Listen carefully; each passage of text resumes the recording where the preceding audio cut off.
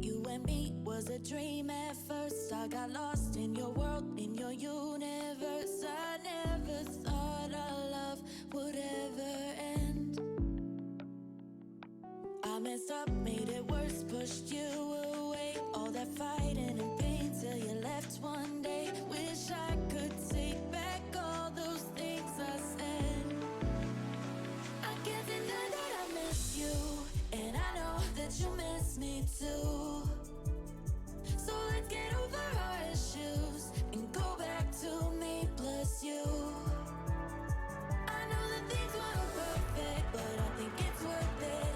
Nobody knows you like I do. I can't deny that I miss you, I miss you. Let's go back to me plus you. Let's go back to me plus you.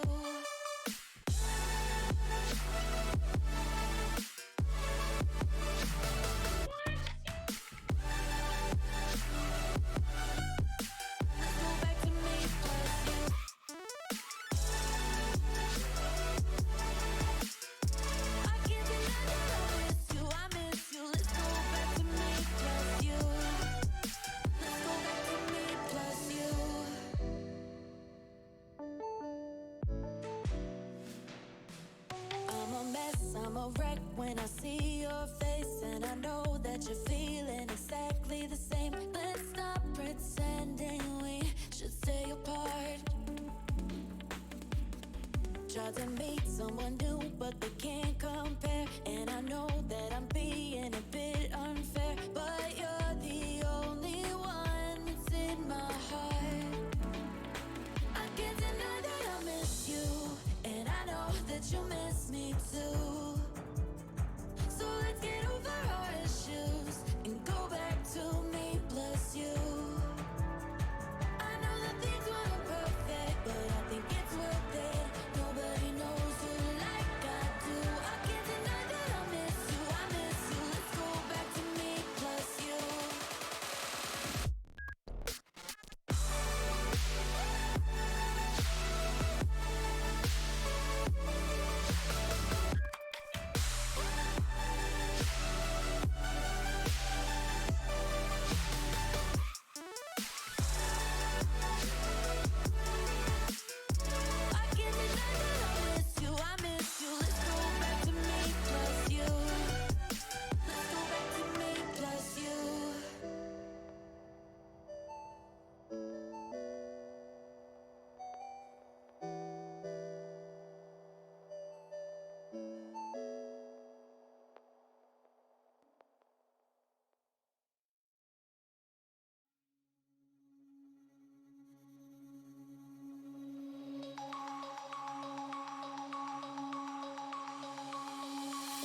Denim jeans, broken dreams in my pocket. Golden thing round my neck like a locket. Carve your name in my mind, 'cause you caught it. You caught it. You're golden, golden. Honestly, you know it. Meet under the street like at the young, so I could show you. You're golden, golden. Honestly, you're glowing. Meet under the mezzanine just so that I could show you. You're golden. Yeah, you're golden. You're golden. Yeah, you're golden. Golden.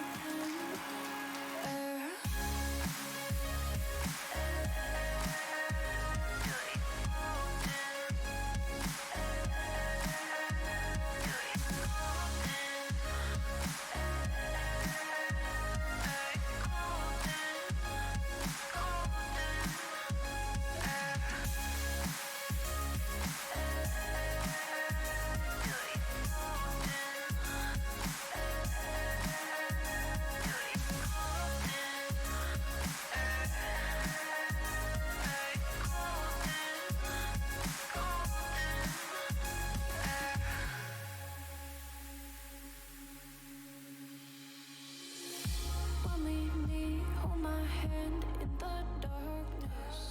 Summer heat by Bodies lay on the carpet. Out of eye, glistening. No, I saw it. Hello? Hello. Welcome to the stream, everybody. Welcome. There are people's messages sending twice? I don't see twice. That's an error that happens on mobile a lot if you're watching on mobile. So sometimes you just have to refresh the stream. And it should hopefully fix that for you. But hello to people joining. I know it's sort of a late night Sunday stream. We're going to be keeping it pretty laid back tonight. Because I'm kind of tired. I've been doing work all day. But it is what it is, you know? Holy shit, Whiplash. 2 freaking years. Thank you so much for the 24 months. And that silver Jolteon badge. Holy crap. Thank you very, very much. Could we get a little bit of pride spam and some hype for Whiplash? In 2 years. Oh my god. Thank you for sticking around supporting the stream this long. Thank you. I love getting done just in time for stream. House of May, it's nice to have you here. Welcome. Welcome to the stream. Brie, I saw your message on Fanhouse. You do not need to apologize about not mentioning streams. That's literally not your job. You're fine. That's why we got the Discord bot and stuff. But do not feel bad about that if you can't do that. It's nothing that's like an official position or anything. If you got things going on in life, you got things going on in life. That's how life works. Hello, Az. Good to see you. Nice to see you. Hello, welcome. Undead, what up? Hello to everybody joining, by the way. Nice to have you here. Welcome. Thank you so much to those joining late on a Sunday. We're just going to be vibing with some Stardew. Just sort of hanging out, having fun. Barbecue sauce on the titty. That's a new one for you, Sarah. Welcome. welcome. I really reaching back into meme history with that one as well. Holy cow. I haven't heard that reference in 3 years. But welcome to the stream. Gotta spice it up. Hello to everyone. Welcome. We're going to be doing Stardew, like I said. We are going to be, hopefully, I don't know, finding some more stuff to add to the community center, hanging out with crabigail, just hanging out in general with the town, getting to know the townspeople. Well, not really. I mean, knowing me, I'm probably going to get, distracted by sort of cave diving or fishing is, I think, the 2 things that we were doing last. Why does it feel like I haven't played this game in forever? Is it because, I mean, I know I've had, a lot of sponsored shit recently, which has been really great, honestly. But I feel like I haven't played this in, 1,000 fucking years. Playing Fallout, so I'm having you on in the background. Well, enjoy Fallout. God, that's a game that I've thought about playing before as well for the channel, but it's I mean, I could probably put 100 hours into that game easy on stream, and it might end up, I don't know, just derailing every other series we have going. Lard Martini, hello. Got bad art block. Oh, no, I'm sorry to hear that. It sucks, but here's the thing. You got that desire to make art. You're going to get to a point where your desire to make art, your motivation, and your creativity all line up, and boom, you're going to be able to do it. Hero Lake, what up? Hello. TK Spade, hello. Thank you for starting the stream. It's helping me take my mind off the fact I'm at the hospital. TK Spade, I'm sorry to hear that you're dealing with that, but I hope that you feel better with a little bit of company, because that's what we can offer tonight.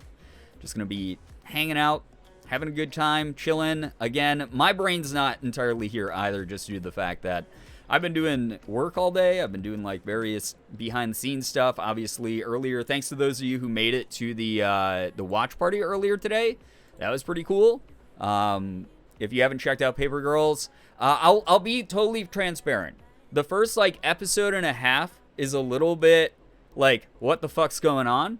And it's one of those series where they don't stop to explain things right away. So you're going to be confused for the first episode and a half, but then once they start delving into the sort of interpersonal relationships of the main cast and the supporting cast, it gets really good. I teared up a ton during our watch party because the show is actually, there's these little moments outside of the main overarching storyline in the show that are just so real and so genuine, and it just reminds you a lot of sort of the growing pains and the awkwardness everyone goes through when they're a lot younger, and just navigating that in a really honest way, and it has a lot of really important conversations, so I like that. Mars, what up? Hello, just got off work. Awesome to hear. Welcome. Love that I didn't get a notification for that stream whatsoever. I mean, you're in the Discord, too. You should be getting notifications somewhere, right? Man, what the hell? I don't know. Twitch has been, like, super fucked recently. Again, go check. Make sure that you have smart notifications off. Twitch, every time they do a big, like, UX update on the website, they, like, turn those back on for people. And I get more and more people every stream being, like an hour into it, being like, holy shit, I didn't know you were streaming. I wasn't told. Didn't get the Discord notification either. I literally, like, added everyone before I even went live, too. Do you have the server notifications off accidentally? Maybe. Because I didn't at everyone for the fact that I was doing 2 streams today as well. So that was, like, a non-bot generated one in the Discord also earlier today. Got a cool little mini portfolio for my Pokemon cards. It even came with a Sword Shield Brilliant Stars pack. Yeah, I love those. Those are cool. I like those a lot. I have mentions on, so I don't know what's going on. Weird. Yeah, that's very bizarre to hear then, Sarah. I'm sorry to hear that. I know that a lot of like services like Discord and Twitter have been like updating a lot of shit behind the scenes recently. So I've had a lot of people who are like, I have your notifications on like across the board on, you know, Discord, on Twitter, on Twitch, whatever. And a lot of people, like just more and more and more people have not been seeing my like going live tweets and things like that. So if you see them, something that you can do to help out a lot is just like retweeting them if you feel comfortable doing so, and it will hopefully remind people that I'm live. 4 more days until my vacation and birthday. Yo, anime fangirl, have a blast. That's awesome. I never get Twitter notifications for anything. Do you have the bell on for me? Because if that's so strange if that's the case, because sometimes I'll reply to someone and I'll have people write to me and be like, this was a very weird reply to get out of context because they get the push notifications from when I tweet. I don't recommend that you put the push notifications on my Twitter of all things because I tweet to a lot of people every single day. But make sure like the Discord ones and the Twitch ones are on for sure. Twitter's been started updating mobile for me today. Yeah, there's been a lot of like weird changes in Array. Yo, what's up, Sleepy Kenzie? Hello, Kenzie. I'm a Big Time Rush concert. Oh my god, have fun at Big Time Rush. Oh my god, I miss the days when we used to be able to have Big Time Rush on the playlist and not worry about DMCA. My god, the number of times people would just put fucking what's the song Boyfriend by Big Time Rush? And you guys would just load the queue with it 10 times in a fucking row.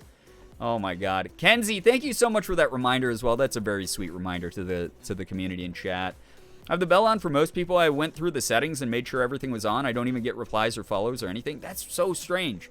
Too bad I missed yesterday's stream. You looked absolutely stunning. Thank you, Az. It was a lot of fun. Yeah, that was a really, really good stream with the Pokemon card openings, the official like Pokemon, you know, showcase of the necklace and everything like that. That was a very, very... the fact that Pokemon wants to work with me at all, very fun stream. Thank you to everyone who's able to make that.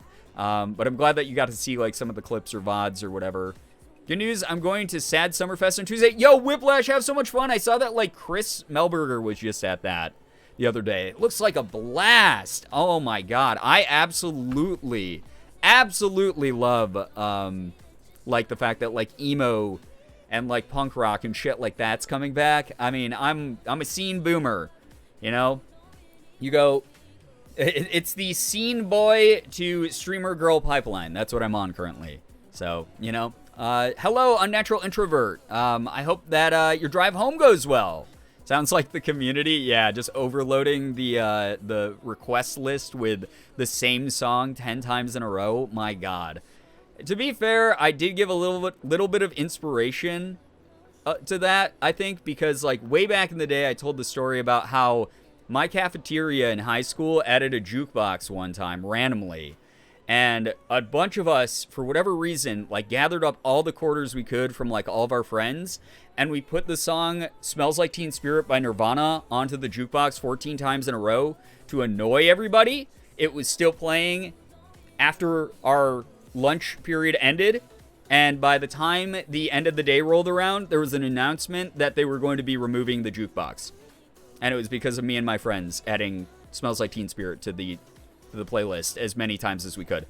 So you and emo go way back. Oh my God, do I was in bands, I toured around, I did The whole thing, I had the long bangs over my eyeballs, going to shows, hanging out with bands, going to Warped Tour, wearing the, like, sweatband bracelets, wearing the rubber bracelets that, like, had the various saying, like, everyone had a fucking Livestrong bracelet on back then. I was wearing Van shoes or whatever,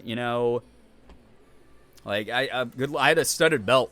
It was the whole thing. I was 1,000,000%, committed to the scene back then.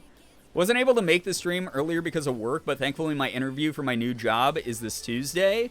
Well, hey, congrats on getting that interview. I hope that goes really well, Undead. That's A-okay you weren't able to make it. Those watch parties normally have, like, lower viewers anyway, because not everyone has access to Amazon Prime Video, and you need that to watch along. But if you do have it and you miss the watch party, genuinely, outside of Amazon sponsoring me for that stream, if you want a show with a lot of heart and, like, a brand new cast of, like, new actors to the scene, they're, like, young teen girls, new to the scene of acting, if you want to follow along with, like, some really talented actors, like, they are, they're good. They're really, really good. They're a great ensemble cast. Do you at least put in the one of Tom Jones? It's not unusual to break up the pattern. No, I did not. But I will say this as a funny aside here, Free Range.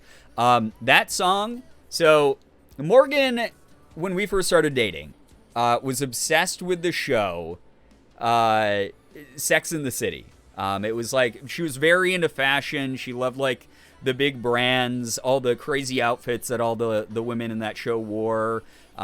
She loves New York City, that kind of thing. So it was like a show that she was very, very into. And there's a point where one of Harry, the main character's boyfriends, Aiden, is in the shower.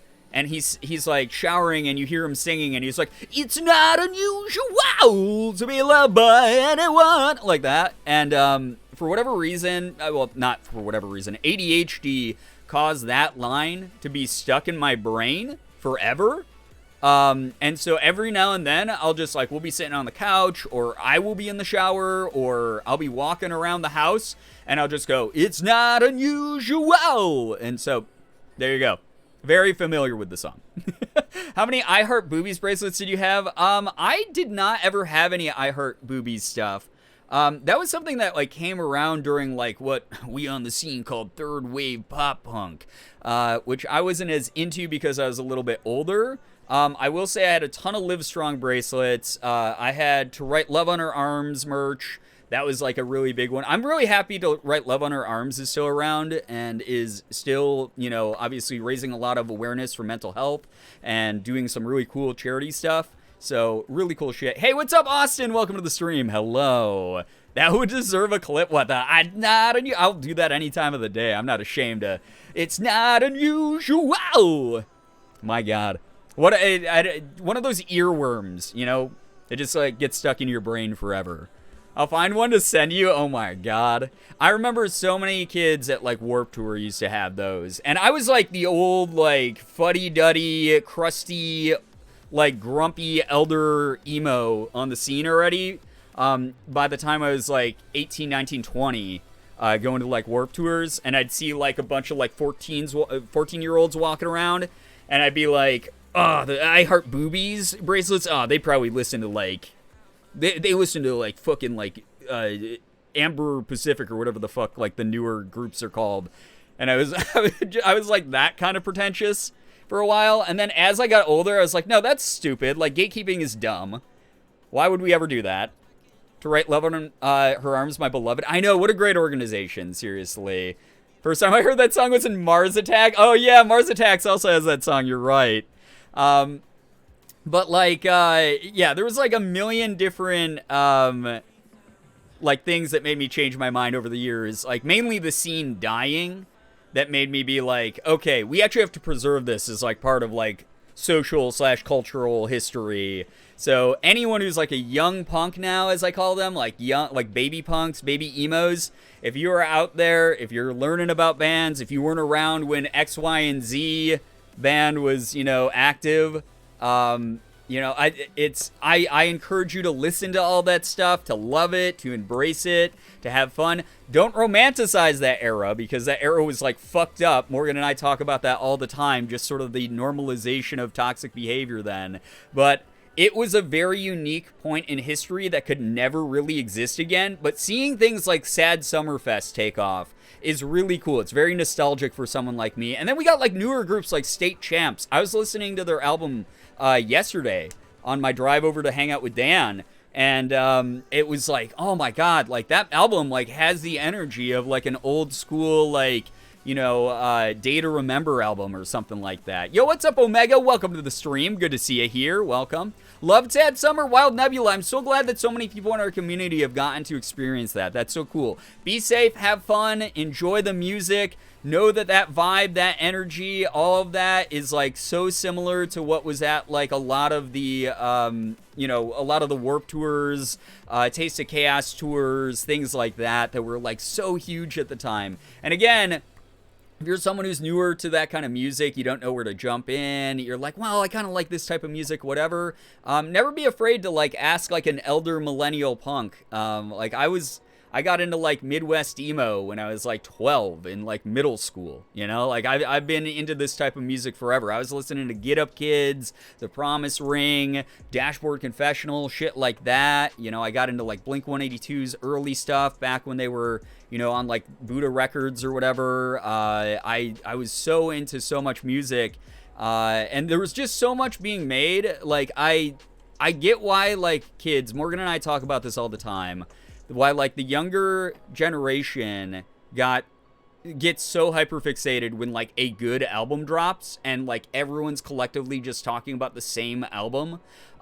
It's because you don't have what happened during the scene, which was every motherfucker with an amp and a guitar and like time to just pluck around on it and learn it started a garage band. There was like fucking 1,000 garage bands like constantly coming out every day with their own shit, being signed to different labels. There were so many festivals, so many tours, so many like musical endeavors going on, albums being dropped like every fucking week, and everyone was just like living life being like, oh, have you heard of this group? No, I've never heard of that. Oh, they're based out of Seattle, dude. You gotta hear them. They're kind of underground now, but they're blowing up. And it was like really cool to see like all those tours going around all the time and promoting the music and everything like that. And that's not like something that happens. Like you guys have SoundCloud now, right? And like Bandcamp and websites where you can just like anyone from their bedroom can like produce an album and upload it. And that's dope as hell. I love that accessibility. But at the same time, like the amount of music is so spread out. It's not all focused on like one thing. People get more hype about like the big AAA releases a lot of the times, or people who have like cult followings. You'll see, you know, so like, yeah, I don't know. It's like really interesting to see like that difference, that shift. When I was growing up, like music, like even from super obscure bands, was like very much like the focus. It was the thing we all connected over, which I loved. Green Day's early stuff too, like Dookie. Oh yeah, early Green Day, especially the Dookie album. Oh my god, that was like, I told the story before of I traded, I can't remember. I think I was like, I paid like $7 to like a friend on the bus to burn me or to give me his old copy of the Green Day Dookie album when I was like 13. And it was the first album I'd ever owned that had swearing on it, because my mom didn't want me to have that. And so I was in high school. And so I like kept it a secret, and I'd like only listen to it in my Discman like headphones. And it was so funny because like it was like this secret thing, like, oh my god, this like forbidden like pop punk album with the F word on it. And I don't know, it was just a different time. Yo, good news, I have running water again after the last 5 days. Fizzy Ferret, I'm so glad to hear that you got running water, because that sucks. Tito, what up? How we doing? Dolphin Treasure, hello. Welcome.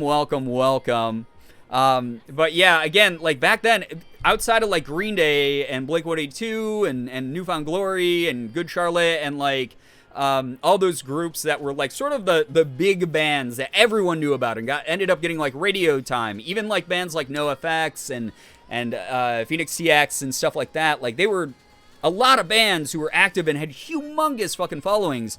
But then like all of it, every single like scene kid, every single kid on the pop punk and the emo scene and whatever, we all had back pocket bands because there were so many. You always could. The one that I always like would whip out was like Unsung Zeros. The group Unsung Zeros was like one of my favorite groups.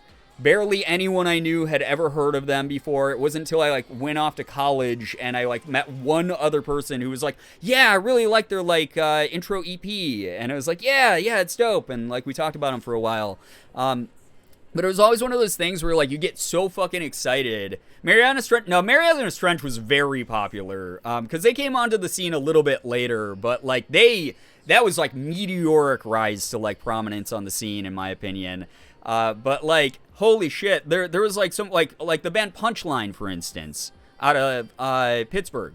Punchline was fucking great, so fucking good, bro. You know them? I'm 36 years old. I just exposed myself as I've been listening to this type of music since I was 12 when Get Up Kids were releasing their first albums. So they were not an unpopular. Now, not as many people know of them.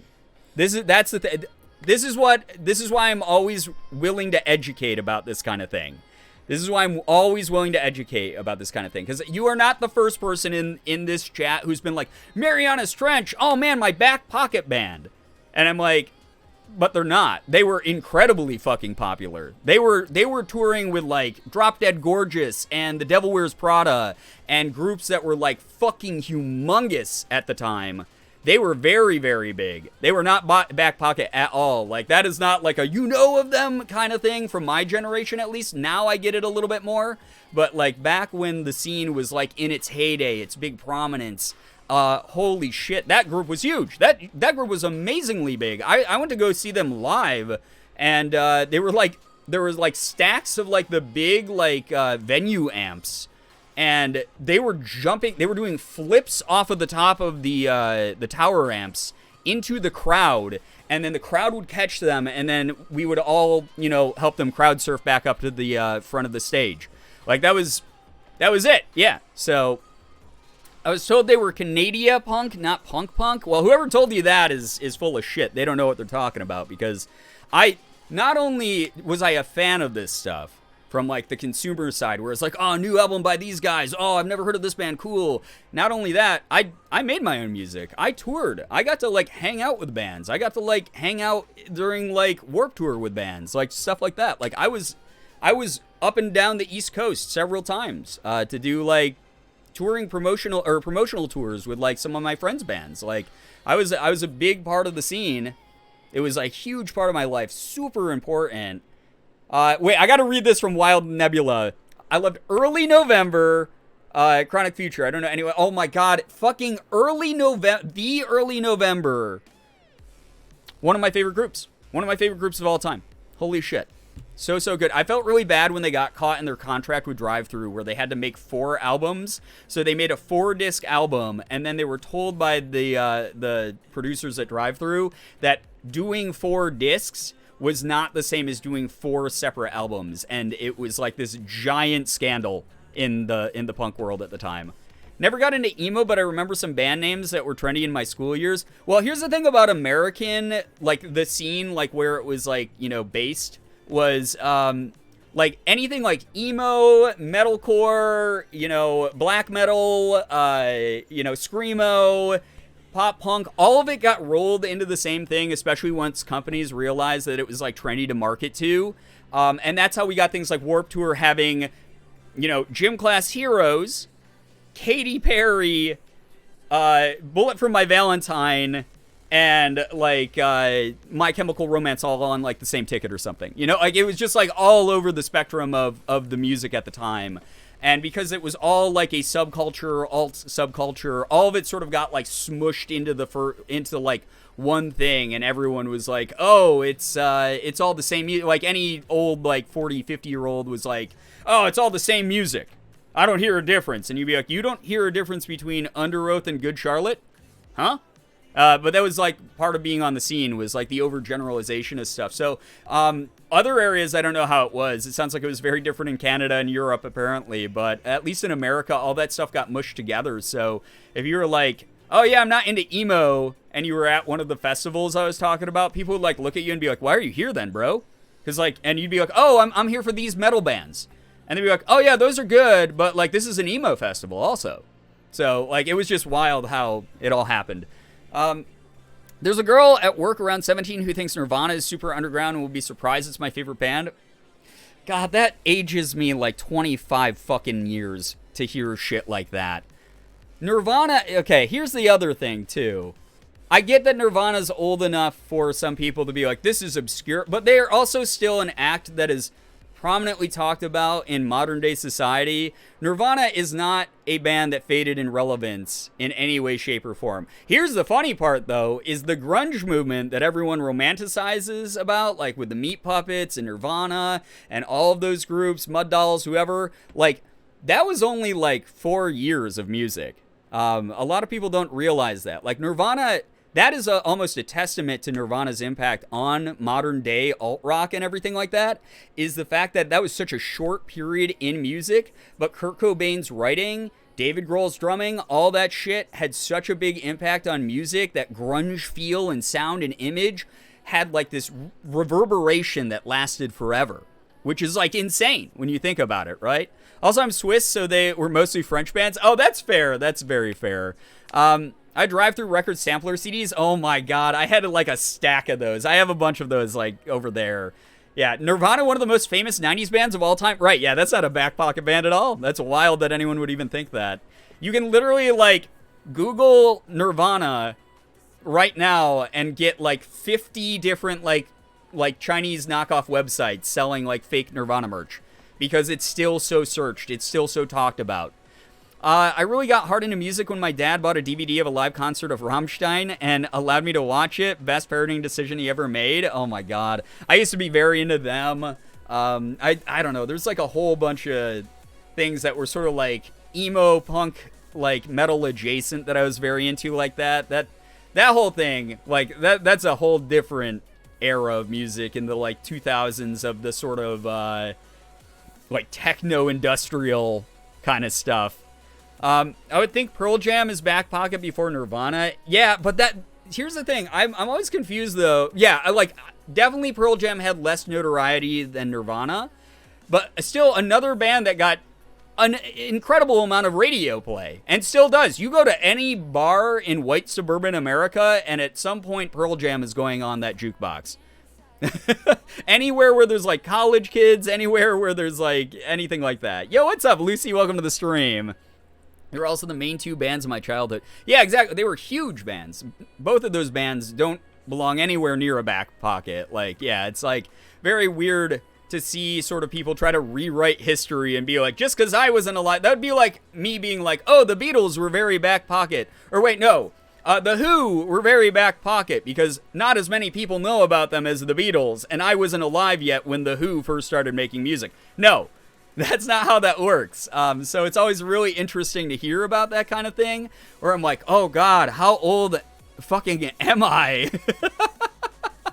Like, that's fucking nuts. How did I not know you knew of Mariana Trench? I will be totally upfront with you. I know of them because, again, they were super fucking popular. I've seen them live. I don't talk about them a lot because I'm not the biggest fan of their music. I won't lie. I'm so sorry. But more for you. Enjoy that music. Enjoy it. But it's not my personal taste or anything like that. Especially near the like end of the scene when it was like winding down and dying. My favorite groups were like Devil Wears Prada. Under Oath was probably like my number one band at the time. I was like super, super, super into like metalcore, like heavy screaming shit like that. Rochester has a bunch of music halls. It had a huge music culture. Yeah, we had venues like any day of the week you could find a venue that had some groups like passing through Rochester. Like any single day of the week you could go to some show in Rochester. It was awesome. I was really into Linkin Park in high school. My granny actually liked one of their songs. I love Linkin Park. They're great. They're another one of those bands that was like not quite on the scene, but they were scene adjacent. everyone on the scene knew who they were, but they were like mainstream enough that they were never like a part of the true scene culture, but they're fucking awesome. They're one of my favorite bands, honestly. So on a scale of haven't loaded up the game to we're winding down, how late am I? We've only been live for 35 minutes, so you do the math. I'll let you figure it out. I love Linkin Park in middle and high school. Yeah, anytime I got mad at my parents in high school, I would turn up my stereo and blast Linkin Park. So, Hybrid Theory was like on 24/7. Like, holy shit. What's up, Marvel Mom? Hello. Halifax was a back pocket band. Halifax, yeah, I mean, they were like sort of mid-tier, I'd say, at the time. But like, I knew who they were because I was so deeply invested. But yeah, I would maybe, not quite back pocket, but they were like not well known enough. You could definitely make the case for that. Absolutely. Oh no, not math. Yeah, I'm making you do math. It's the edutainment stream, you know? I've decided to postpone the Pirates because I can't decide which one I want to watch. All good, Roxy Najar. Hello. I hope that the stream helps you get some good sleep. Some good sleep. But yeah, 3 Days Grace was my angry band. All right. Going a little bit into like new metal type, like angry rock. A little bit more like hard rock genre, but like, yeah, I knew a lot of 3 Days Grace fans. Not my cup of tea personally, but more for you. I'm not even sure what a back pocket band is. I think I showed up too late.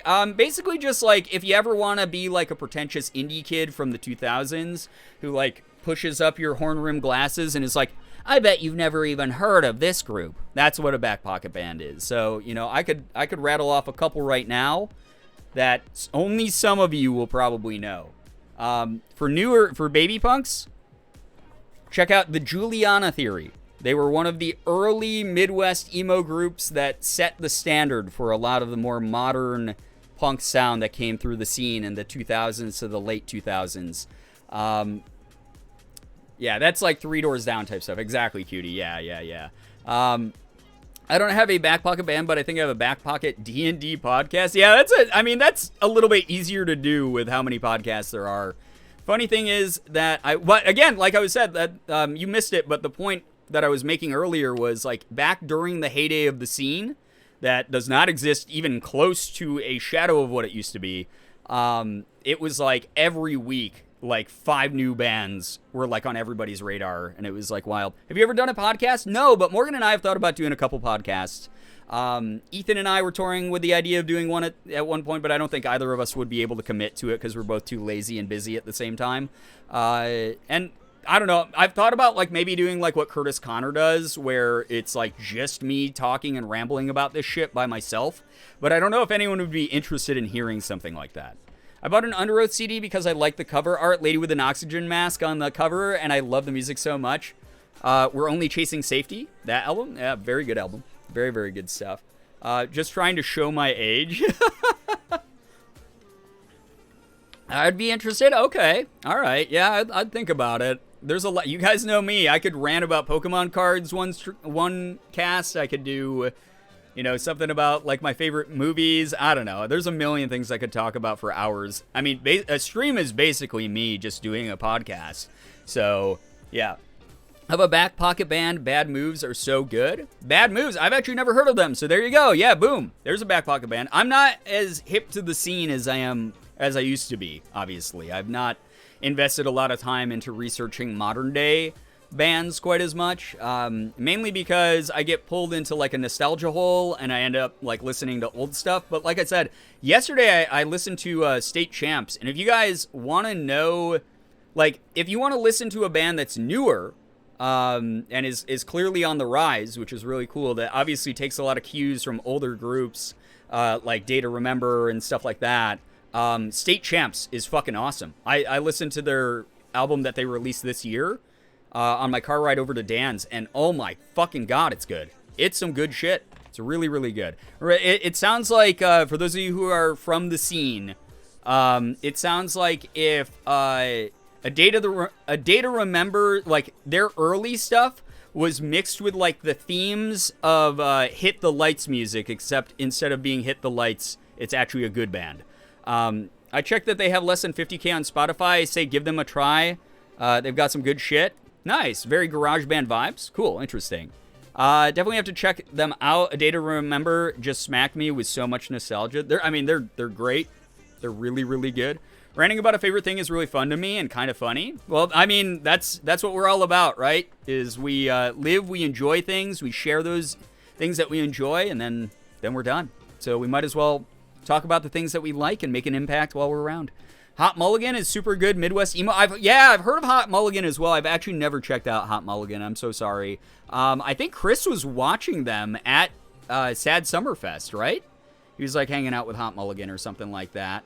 Day to Remember, new album, not too bad. Their newer stuff is great too. I'm just saying, like, the old stuff, there's something about it that just, like, you know, as soon as I hear like that, like, I'm just like, oh fuck, it's go time.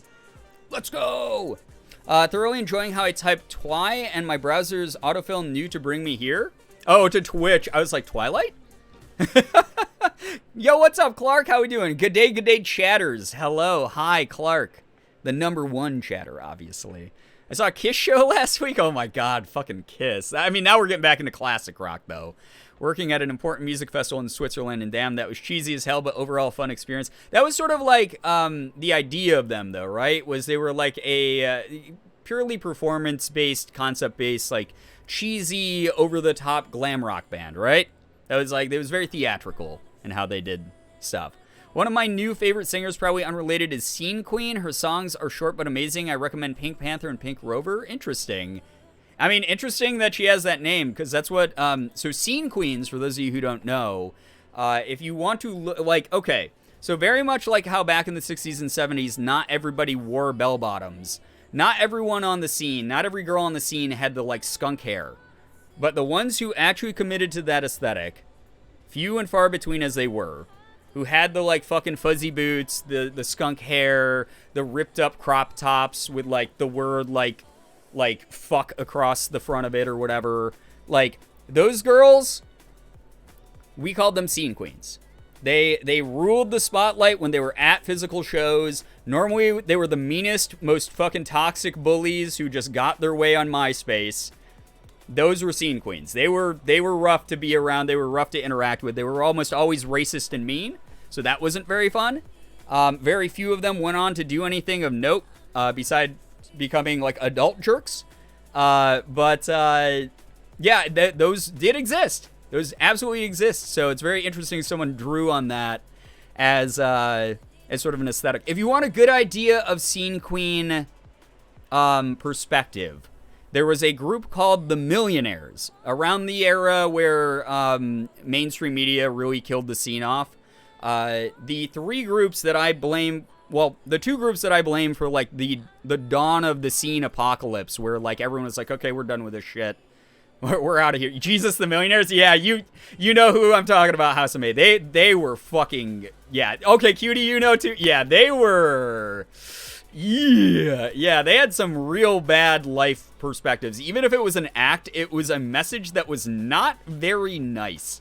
It just was pretty fucking shitty and, like, very based in bigotry and just classism and all sorts of, like, they were like the dawn of cyberbullying, right? Like the beginning of it. But the Millionaires, and then the other one, if you want the guy side of, like, how toxic dudes had become on the scene, where, Jesus God, Broken Side was another group that I had, unfortunately, I had to cross paths with a number of times. Also, Audrey Kitching, famous scene queen who is so toxic, famous, and racist. Yes, Morgan lived through the scene with me. When we first started dating, it was literally because I was a scene musician, and Morgan was and we were both fans of, like, similar bands and stuff, and we met on MySpace, so this is sort of our origin story. So yeah, holy shit, Broken Side, I try to forget about them. They were just so goddamn terrible. They were just awful fucking people. Oh god, Broken Side. The B13 motherfuckers. Yeah, oh my god, once they started co-opting, like, slang, like, oh my god, it was just really, it was not great. Once Av started being co-opted by the scene, that shit was, like, so fucking bad, man. My boyfriend wasn't into the scene and emo stuff, and a few weeks ago I had to introduce him to Broken Side, and Oh my God, Blood on the Dance Floor too, Jesus, and Jeffree Star. Yeah, so for those of you who don't know, obviously Jeffree Star's had like a whole bunch of like more modern day like toxic drama and shitty things that have happened. Isn't Blood on the Dance Floor like really problematic? Pretty much any group, if you dig deep enough, is incredibly problematic. But yes, they're one of the more prominent examples of some people who are just fucking awful.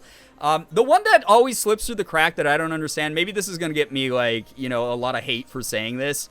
303 was a very popular group. Is still, like, a lot of people talk about them still and hold them up in this, like, light of, like, oh, they were so great. They were so funny because it was all satire. It was all satire. And I'm like, 303 toured with Broken Side and, like, the Millionaires and groups like that.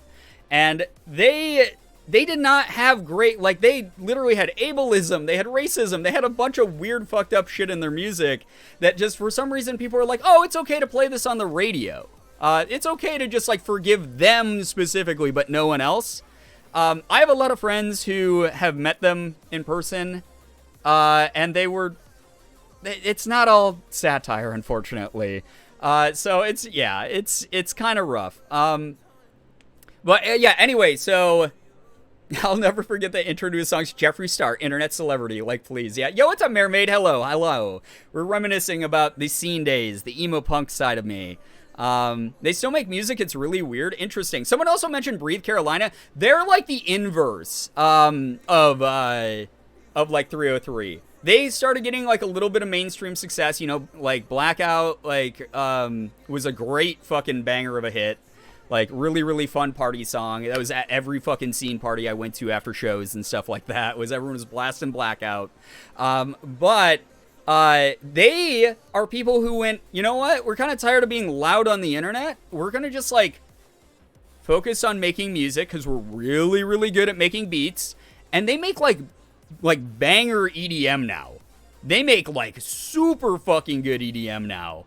So, yeah. What other band was it that people said were satire, but they're just honestly kind of shitty? I'm completely blanking. I mean, that's a million groups, unfortunately. So, yeah. Yo, what's up, Max? How you doing? Welcome to the stream. Fucking love EDM, man. Me too, Mermaid. Their album Savages actually slaps. It's so good, McManiac. Yeah, exactly. That's what I'm talking about. Savages is, like, super good, right? That's awesome. I'll have to catch up with them. Yeah, they make super different music. Same with, like, my boy, the Ready Set, Jordan. Not D-Tune Jordan, obviously, but my boy Jordan of the Ready Set. He was, like, a personal friend of mine, and he was, like, he went from doing, like, a love like whoa, like, you know, like that kind of music to, like, he makes, like, house and shit now and, like really good, like, pop, like, music. Like, I don't know. I like a lot of his stuff that he puts out now, but it's so different than what he used to do. Forgot about the Ready Set. Don't sleep on my boy. Oh my God. Jordan was one of my, like, closest MySpace friends for years. Way back in the day. Probably does not remember me because we both sort of, like, he got really famous. And then I was going through a whole bunch of weird life changes. I moved back from, like, Florida back to New York State. And I fell out of touch with him. And we just, like, never, ever talked. And we just sort of, I went, nothing bad happened. It's just we drifted and we went our separate ways. I was like, I'm kind of done with the music game. You know, I'm moving on. It is what it is. So, yeah. Family Force 5 is the thing. Oh, my God. Fucking Family Force 5. They were an interesting performance act, in my opinion. Jordan's such a good performer, too. Yeah, seriously. Yeah, like, if you guys never had a chance to see the Ready Set live, like, fantastic. Fantastic. And he's just such a nice dude. But, yeah, Family Force 5 existed. I know that the whole idea of them was they were basically like a cartoon superhero group that made music. It was sort of like their concept, but it was just, they were just bizarre. They were just very, very bizarre. Remind me of the EDM artists you're talking about. I'll look them up so fast. Breathe Carolina. They used to make like a lot of like screamo, what we used to call screamotronica back in the day. Yeah, really had that as a subgenre. We were very obsessed with like micro-labeling music for some reason. But they made Screamotronica, which is like the song Birds and the Bees, which was a scene classic for hooking up And then they did Blackout, which got radio play, which was like mind-boggling to so many of us on the scene. We were like, holy shit, Breathe Carolina's on the radio? How did that happen? Damn, bro. They're doing EDM. Yeah, they've been doing EDM for like 10 years. They're really good at it too. A lot of their music is incredible. Like, I really, really like it a lot. So I got into Family Force 5 because they kept being played on a Christian radio station. I still don't know why. I mean, their music was fairly inoffensive, so it kind of makes sense. So, yeah, they're very nice people too, right? Yeah, as far as I know, I can't find anything about Breathe Carolina being, like, shitty or anything. They sort of played into the edgy kid thing during the scene, but, like, they're full-ass adults now, and as far as I can tell, they've grown up pretty well. So, yeah. Funny enough, it was the concert in Toronto I went to where I met Breathe Carolina the first time. I met Jordan, and I met Allie, a.k.a. Feral Wife, there. Oh, that's so dope. Oh, my God, I'm going to have to talk to Allie about some of this shit. That's so fun. I love that. But yeah, so Breathe Carolina's good.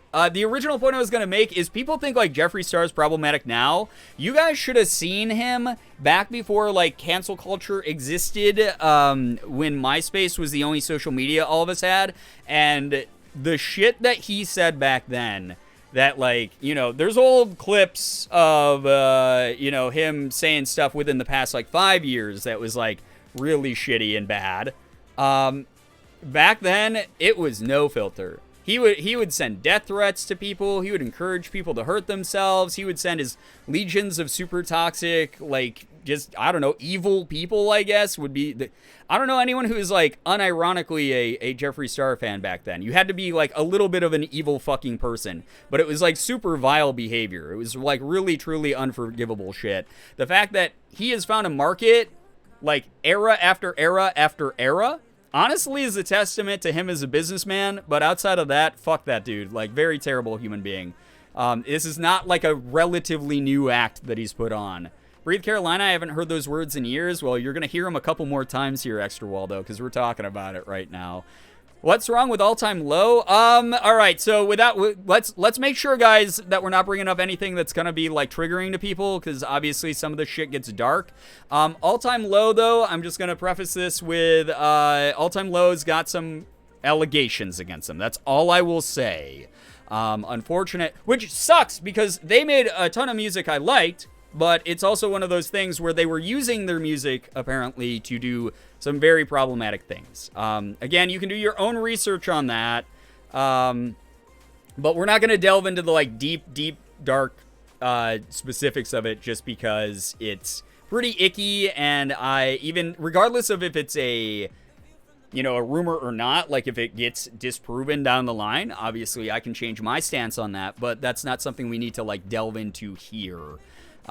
Classic power dynamic stuff, that and a little bit of age gap stuff, which isn't great. And that was another thing, like, we've talked about that before, like, that was unfortunately a standard on the scene. People just got away with that shit all the time, and it was fucking terrible. I remember you talking about this on a stream a few years back about how awful of a person Jeffree Star is. Yeah, like, all the people were like, oh, we need to give him a second chance and give him time to grow. Nah, he's been a prominent individual on the internet for literally decades now. And just been pretty terrible the entire time. So it's really the case of someone wielding influence as a weapon, wielding it for not good, and just never being held accountable enough to actually change, because being someone who's self-employed, he has enough of a rabid fan base that will always keep him afloat and allow him to act however he wants. It doesn't matter how many people online get mad at him. He's used to that. He will still make money. Therefore, will always still be around, continuously thriving on that negative attention and just making more and more money. It sucks. It's like a deep growth you can't really uproot, and it blows. It really, really blows. So... he had time to grow. That is what he grew into. Exactly. Right. Yeah. If you want to talk about we got to give Jeffree Star more time to grow. No. What he is now is what he grew into, which is the worst thing, right? Kind of glad all I was really into was Pentatonics. Most of them are married / have children now. Yeah, I mean, I know nothing about the members of Pentatonics. All I know is they're very, very talented. So, yeah. Guess I'm gonna get rid of some CDs now. I mean, it's one of those things, like, I have a couple of all-time lows songs on, like, my scene playlist because, like, to me, those songs bring back great memories, and they have, like, a lot of good, positive energy associated with them. Or if I just feel like feeling a little bit melancholy, you know, I'm gonna put on, like, the song JC Ray or something like that. Like, those songs, like, bring me back to a different time that was very special. And again, the scene will never be able to be replicated. It is a thing that happened during an era where it could, and then we have now progressed past the, I guess, the need for it or the ability to replicate it in any way, shape, or form. But that said, I will not ever promote All Time Low and be like, yeah, they're all great guys and stuff, because I clearly do not know if that is a fact or not. And there's more evidence pointing towards the fact that they might not be, which is too bad. So, yeah, art versus the artist stuff. Yeah, a little bit of that, and obviously there's limits to it, but yeah. Here's a group that I have not found anything problematic about. Morgan's not the biggest fan of them, but I like them a lot. And if you like All Time Low's music and you'd rather move into a different group's music to get away from sort of those icky vibes, Mayday Parade. Not all of their music is the best. I mean, but you can use that as a blanket statement for all of the scene, like misogyny and like sort of like, oh, girls who break boys' hearts are the worst in the world type of messaging was just unfortunately ingrained in fucking everything at the time.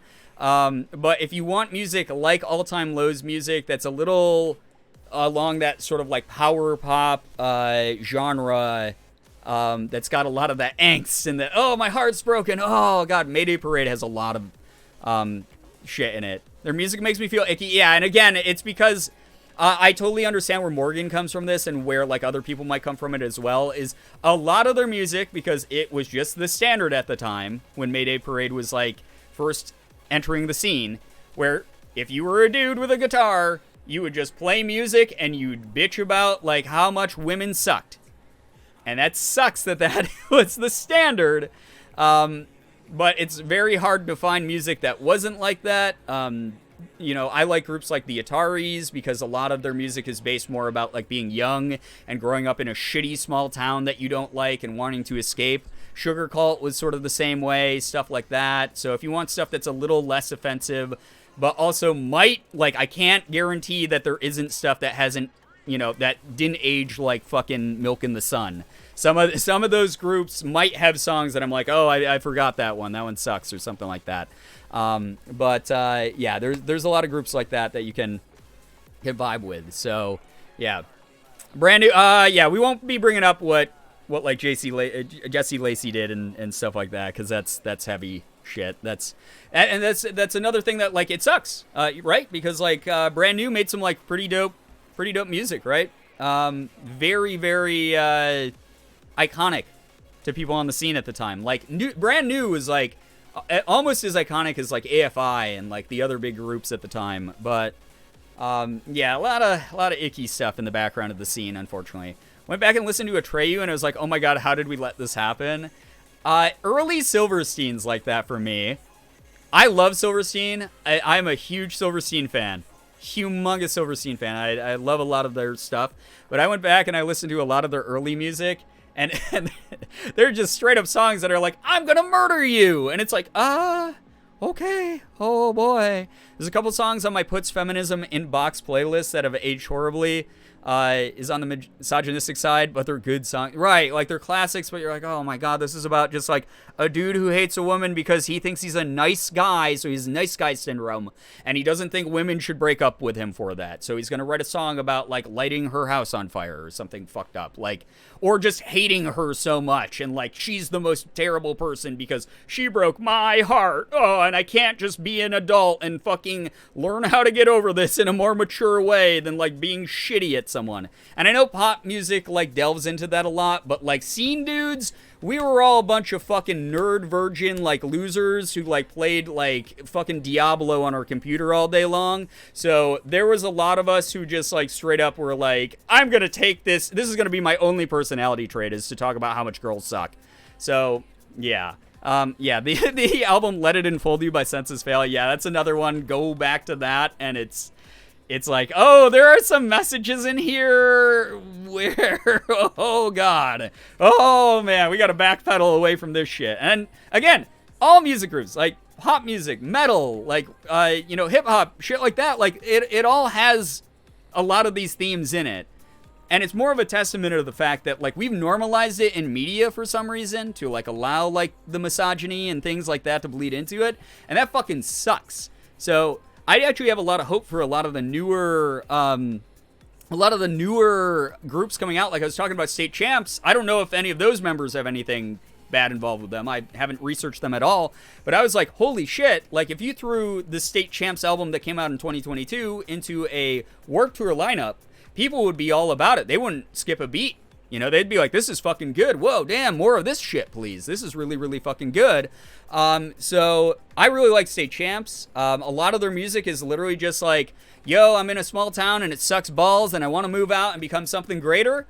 There's some good messages right there for you. That's some good shit right there. Also, I saw, Austin, I did see your message earlier about Factor. Holy shit, whoever signed up just now for a Factor sign up. Thank you so much. You're helping out the channel in a humongous way. Thank you so much for being sign up number 19. You're fucking great. Thank you so much. This is why no one should idolize celebrities, honestly. Yes, and this is why I point this out all the time. Do not, content creators are the new celebrities.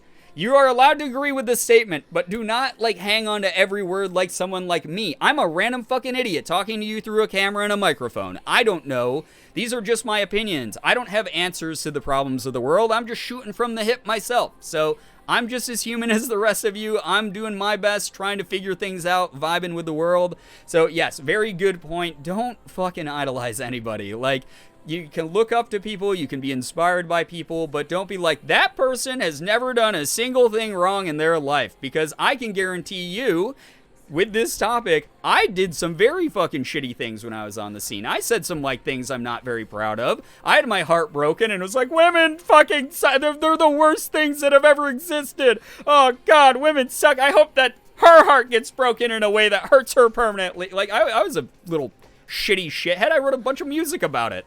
I did the same thing. So, it's one of those things. You just gotta, try to live in reality as much as you can about a lot of stuff. Temper your expectations type of thing. State Champs knows Chris. Yeah, part of the reason I even gave the album a listen, I saw his Instagram stories about hanging out at Sad Summerfest.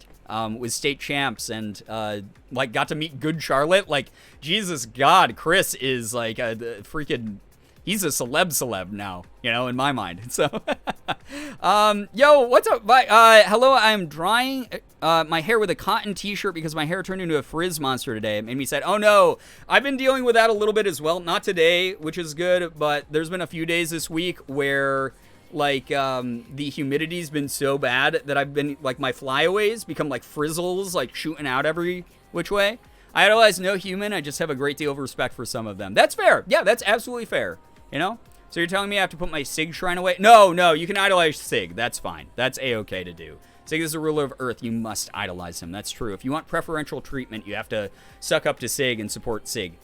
He's my little man, my little rotten soldier. Toxic streamer's toxic. Who could have seen this coming? Exactly. Yeah, and that's the difference, though, is I've had toxic moments throughout my life, including while I've been making content. There's been moments during my content creation career that I've been I'm less than proud of myself for doing that thing. The difference is that when I am presented with feedback, especially in recent years, where I've really focused on trying to give back to the world in a way that's meaningful and leave an impact that has a net good versus whatever the hell I was sort of throwing at the wall before, when I get feedback, I hope to learn from it. I hope to learn new perspectives. I hope to improve as a human being. If I can be kinder, if I can make someone feel more welcome, if I can set boundaries that make other people feel safe a little bit more loudly, a little bit more clearly, that is something that makes me really happy. That is something that genuinely makes me feel a bit more fulfilled.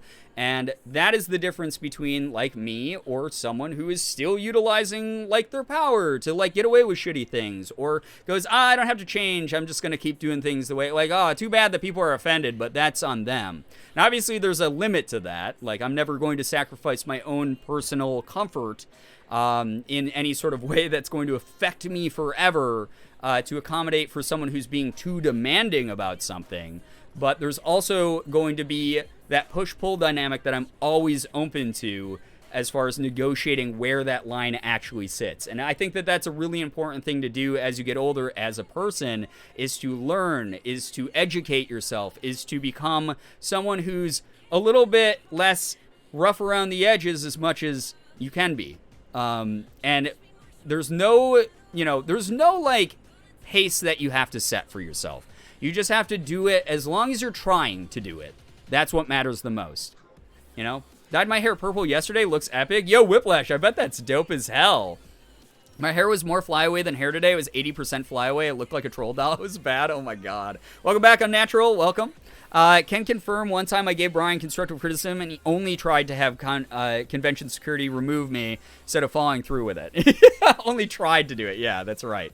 Very, very true. I should have had them do it, and then we could have had an even more fun example of what I was talking about. I think you and my mom would get along great, very similar worldviews. I mean, here's the thing. I don't want to say I haven't always been like this, because I think deep down I always have been. But I went through a number of different things in life where I was very hardened to the world. I was very closed off. I was very angry at sometimes the wrong sources, sometimes the right ones. Regardless, I was very, very, sharp around the edges. I was very, very jagged. I was very... just ready to fight all the time. And it wasn't until recent years when I really dove into therapy and stuff that I was like, this was within me all along. And I always wished that I had a platform and a safe space and a place where I could share my worldview and talk about it a little bit more openly without feeling threatened or feeling overwhelmed or anything. And I think that content has been a great place for that. I've been enjoying having these very real talks during streams with you guys about this stuff and opening up and hopefully showing those of you who have been around for a while that change is real. Change can happen. You might go, oh, I've been stuck this way for years. I don't know if I'll ever get better. I don't know if my situation will improve or I'll feel better about myself. I will let you know, as much as I'm dealing with currently a whole bunch of really heavy shit in my therapy that has been slowing down my professional life, getting back to YouTube more regularly or getting streams going at a reasonable hour of the night, I'm learning so much about myself. I'm feeling like a more complete person.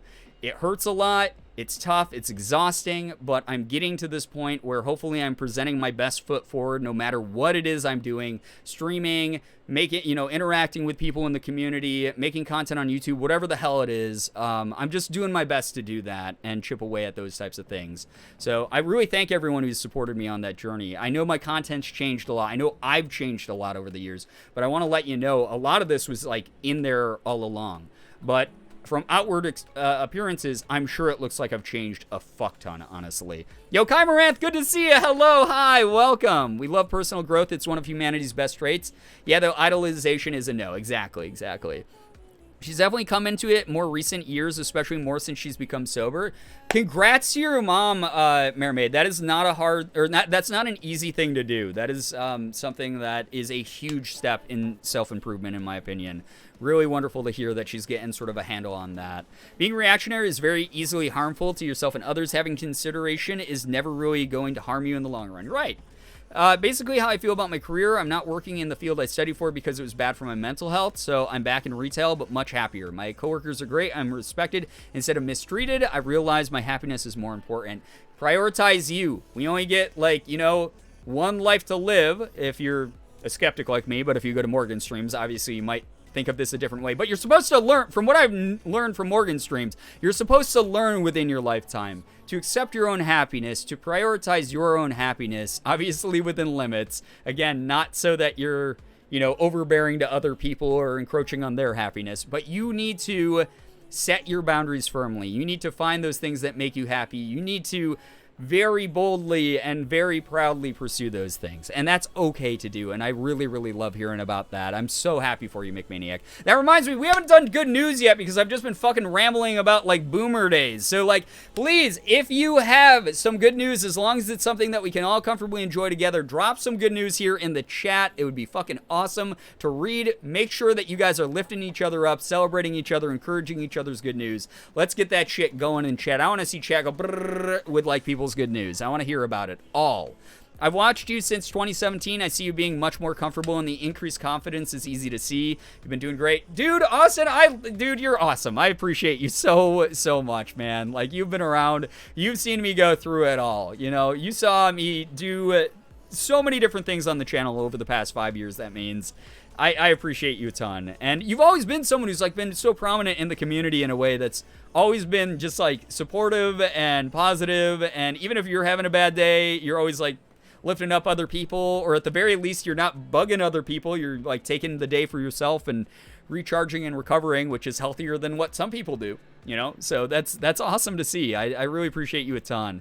Good news, I completed a mental health first aid training today. Nice, very good. I think that's something that, like, a lot of people need, is, like, crisis, like, mental health first aid type stuff. It's very, very good. So, yeah.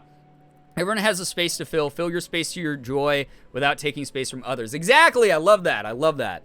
Good news, got all my dishes done today? Fuck yeah. Hell yeah. I love hearing about that kind of thing, because, like, to some people you're like, oh, it's just like one chore, like it wasn't much, it's just small good news or whatever. But you're making progress in your environment. You're doing something that, like, declutters your mind space and everything. I love hearing about that stuff. Have a few extra hours at work every week in an interview for a job with a pretty substantial pay increase soon. Yo! So many people in the community are doing interviews recently. I'm so proud of you. Getting the interview is such a big part of that process to begin with. So we're proud of you. Awesome. Fingers crossed for you. This is the first place that made me feel comfortable and always welcomed. I'm glad I can give back. Well, dude, it's been great having you here, and thank you so much for joining our mod team and helping make it that place for other people as well. I got certified in CPR and first response in emergencies. I'm a helpful being. Hell yeah, you are, Wild Nebula. Let's go.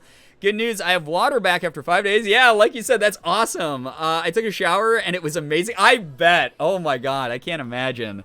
Cannot imagine. I used to work at a summer camp when I was younger, and even though we did have running water, we did have showers. It's not the same as, like, a shower you would take, you know, taking your time at, like, home or something like that. And good Lord, I hated that. But that first shower back in my own shower when I would get home after a week away, or like a couple weeks away being a camp counselor, was like, oh, it felt so good, right? Good news, I had my first appointment with my new therapist, and it was really good.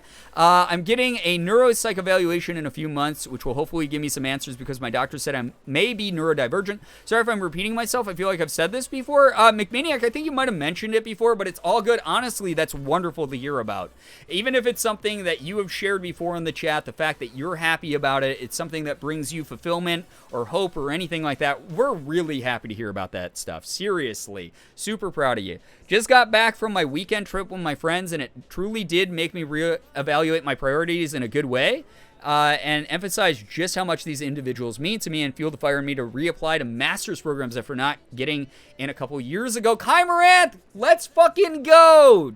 That is awesome. We're so proud of you. Good news, started the 1st of August for me, which happens to be the Swiss National Day. Gotta hang out with my best friend tonight, watching fireworks and having fun. I need it. Yo, Az, have so much fun. That's great. I literally just hung out with my best friend last night.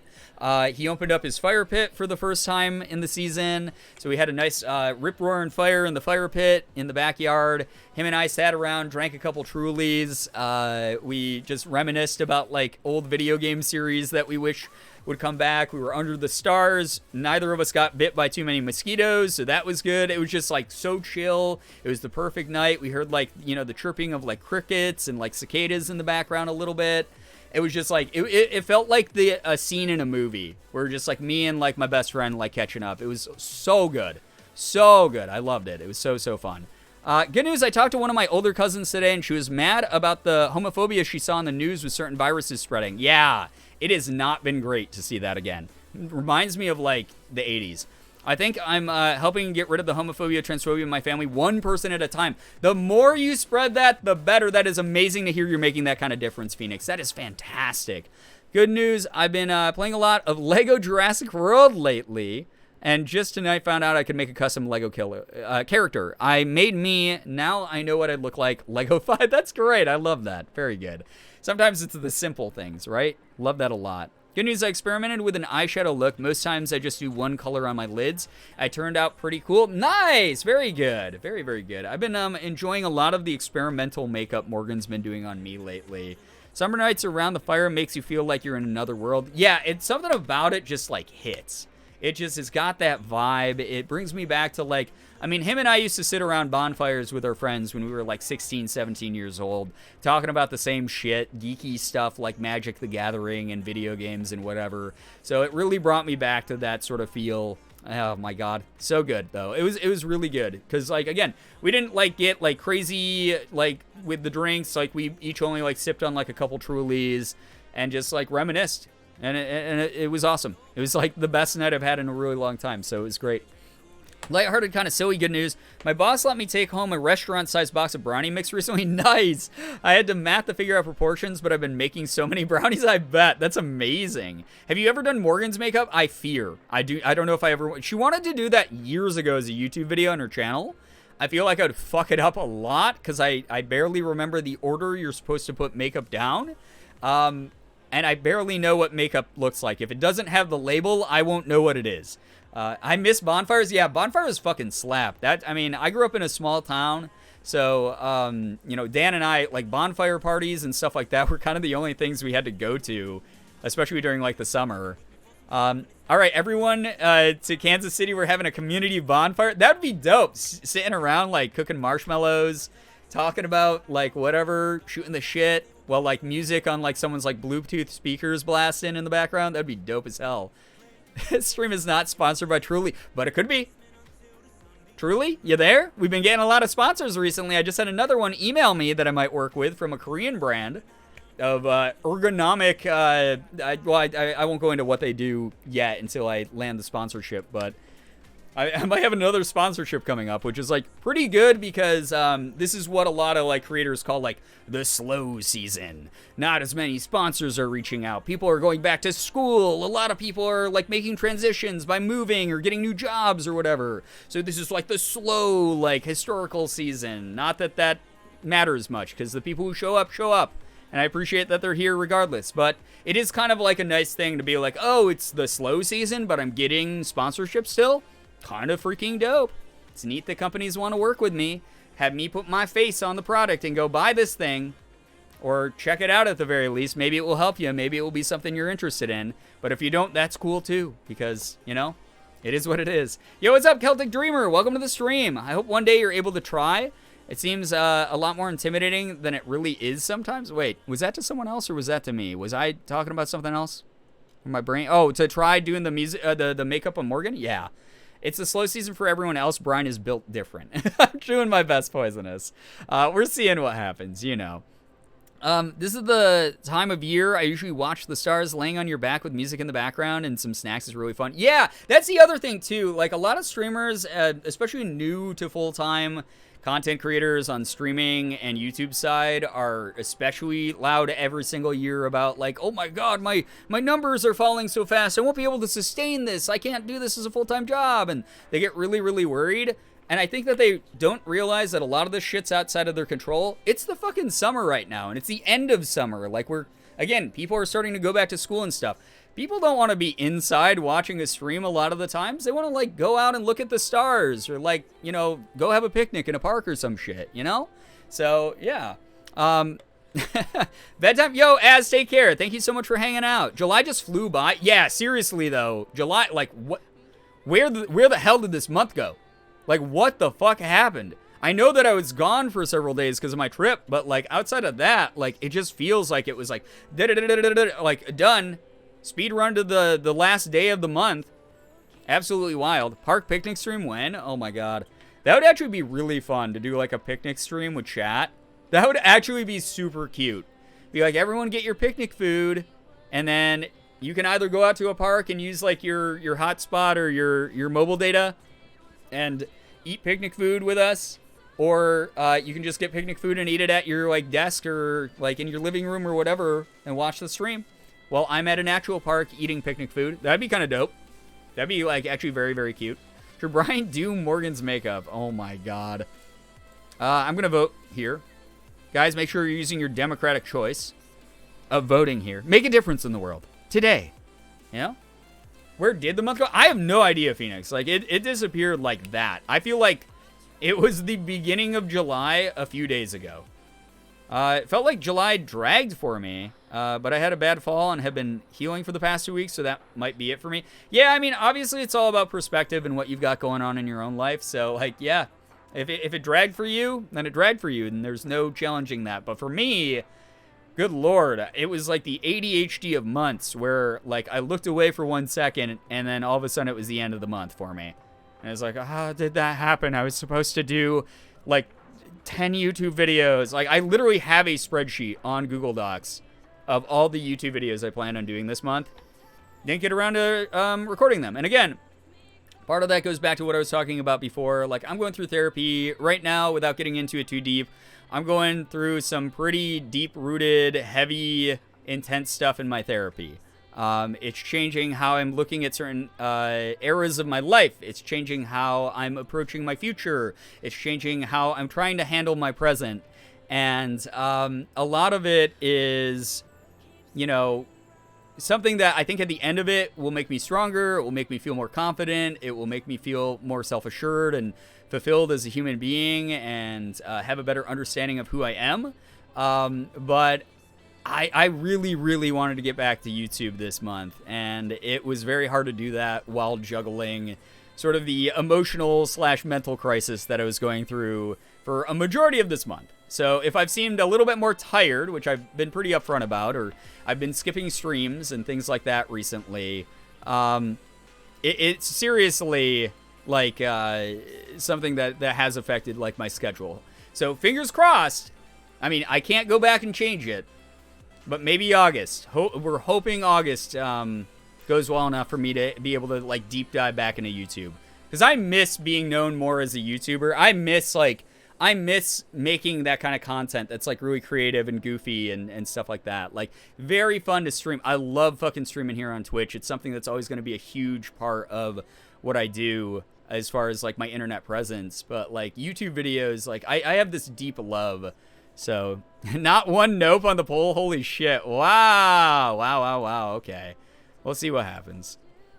Don't talk about ADHD object permanence to me. I've reheated the same plate of chicken 6 times today. Oh, God. So glad for you, Brian. Love the self-care. Thank you, Phoenix. I appreciate that. I hope that everyone gets, like, a moment to do a little bit of self-care, whether that's therapy or just taking, like, you know, a couple deep breaths throughout the day and, like, really grounding yourself and thinking about, like, the things you need to face. I hope that you're able to do that a little bit for yourself. Million, hey, what's up? Welcome to the stream. Welcome. That reminds me, my vision therapist is very pleased with the results of my at-home work. I did read that right the first time. What is wrong with my brain? I have a visual processing disorder that affects my depth perception, and now I'm starting to see depth. Yo, Mermaid, I bet that's wild. That's so cool. I'm so glad that that's working out for you, though. We'll support you no matter what. I hope you get to continue doing what you love. Thank you, McManiac. Yeah, I do too. I really hope that I can start making more videos for people because, again, I really, really miss making YouTube videos. They're fun for me. Like, I make YouTube videos in some ways. You guys know I'm sponsored by the website Lagged, which was one of those old school Flash game websites back in the day that wasn't ever quite as prominent as like Cool Math Games or AddictingGames.com or anything like that, but they were still pretty far up there. So I make videos for their YouTube channel, which is kind of fun. But outside of that, I haven't like done anything that like I edit myself or like upload myself very often. And I really do want to get back to like at least a video a week, and then moving into like more and more commonly as I get back into a rhythm of like what it is to record and edit again. So yeah. Momo's here, by the way. She's pissed that I took a shower and washed off her scenting, so she's occupied my lap and is judging my screen. Well, hello, Momo. Welcome. Things are just so much closer now. It's such a funny feeling. I bet, Mermaid. Oh my god. But that's wonderful. I hope that that's something that's like a huge quality of life improvement for you. That's very, very awesome to hear about, honestly. Anyway, chat, it is now officially August, East Coast time. Happy August. Again, where the fuck did that month go? I have no idea. Let's do our first August Stardew gameplay. Jump into this game again. I don't know. Why does it feel like I haven't played this game in like a month? I've definitely played this game multiple times in July, but it just feels like I haven't played it in forever.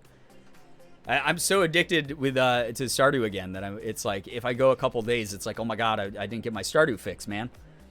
Really fallen in love with editing. I just need video ideas. That's the hardest part, honestly. Editing is like, it's just a process. It's just time consuming. It's annoying at times. It takes up a big part of your day. But if you have a vision for what you want, then editing can go fairly quickly. And a lot of the stuff becomes second nature. But coming up with the ideas for the videos, now that's the shit that's tough, you know? Have you heard of the game Dinkum? It combines Stardew with Animal Crossing, and it's Australian? Oh no, I've never heard of that. But that sounds fun. That sounds great. I'm sorry, I had to do that. Oh my god. I'm very, very excited to try games that are sort of like chill little life sims like this. I want to get back to House Flipper at some point as well. Would people be down with that? If you'd be down with House Flipper, put a Gerb Chaos in chat right now. Because I would love to play more House Flipper. That game was ridiculous. There's so much shit that I didn't even skim the surface of. And I would love to get back into because it's just so goofy. And it's not a game that you like have to take seriously, but you can? I don't know. It just super, super goofy. So, you haven't played Stardew since last month? Oh boy. Bear and Breakfast, I was playing it earlier. Yeah, I heard Bear and Breakfast is super cute, actually. I think that they sent me a code too, so I might already have it. Yeah, put it in the Discord channel. For those of you who don't know, in the Discord channel, we added a new channel for game suggestions. So please go to the Discord, add game suggestions that you want to see me stream or do YouTube videos of. And then maybe I'll get around to it at some point. I have a very long list already because of that channel, but, you know, it'd be kind of fun to get around to some of those. Calico is a super cute game as well. I've heard of that one. I've heard that one's really cute. So, yeah. Just finished playing with my mom? Oh, that's so cute. That's fun. Hey, what's up, Rookie? Welcome to the stream. I hope that you're having a good night, too. It's good to see you again. Oh, my gosh. I'm sorry, okay, your hair is so pretty. The shine, I'm living for it. Thank you. I appreciate that. It's because I conditioned, like, an hour before I started streaming. Final Fantasy VII DLC. Yeah, I gotta get back to that. So, the plan for the Final Fantasy VII DLC. Sorry to those of you who have been waiting so long to see what happens in the Final Fantasy VII DLC that's out that we never did. I forgot the name of it already. Not intermission. Something. Whatever. Who cares? Yo, Lucy, take care. Thank you so much for vibing with us for a bit. We appreciate you a ton. Thank you so much for stopping by. Intergrade, thank you. Intergrade is, I obviously was gifted the cosplay for Aerith. From my Throne wish list, which was very kind because it was a really expensive cosplay. And I genuinely thought that people were going to buy it piece by piece, but I think the same person bought every piece of the Aerith cosplay for me at the same time off the Throne wish list. So I have that, and I've had that for a number of months now. And we moved away from Final Fantasy VII for a bit. The plan is whenever we're doing the Final Fantasy VII Intergrade playthrough, I'm going to be in the Aerith cosplay. I hope that I can do that. I think that would be really fun. I might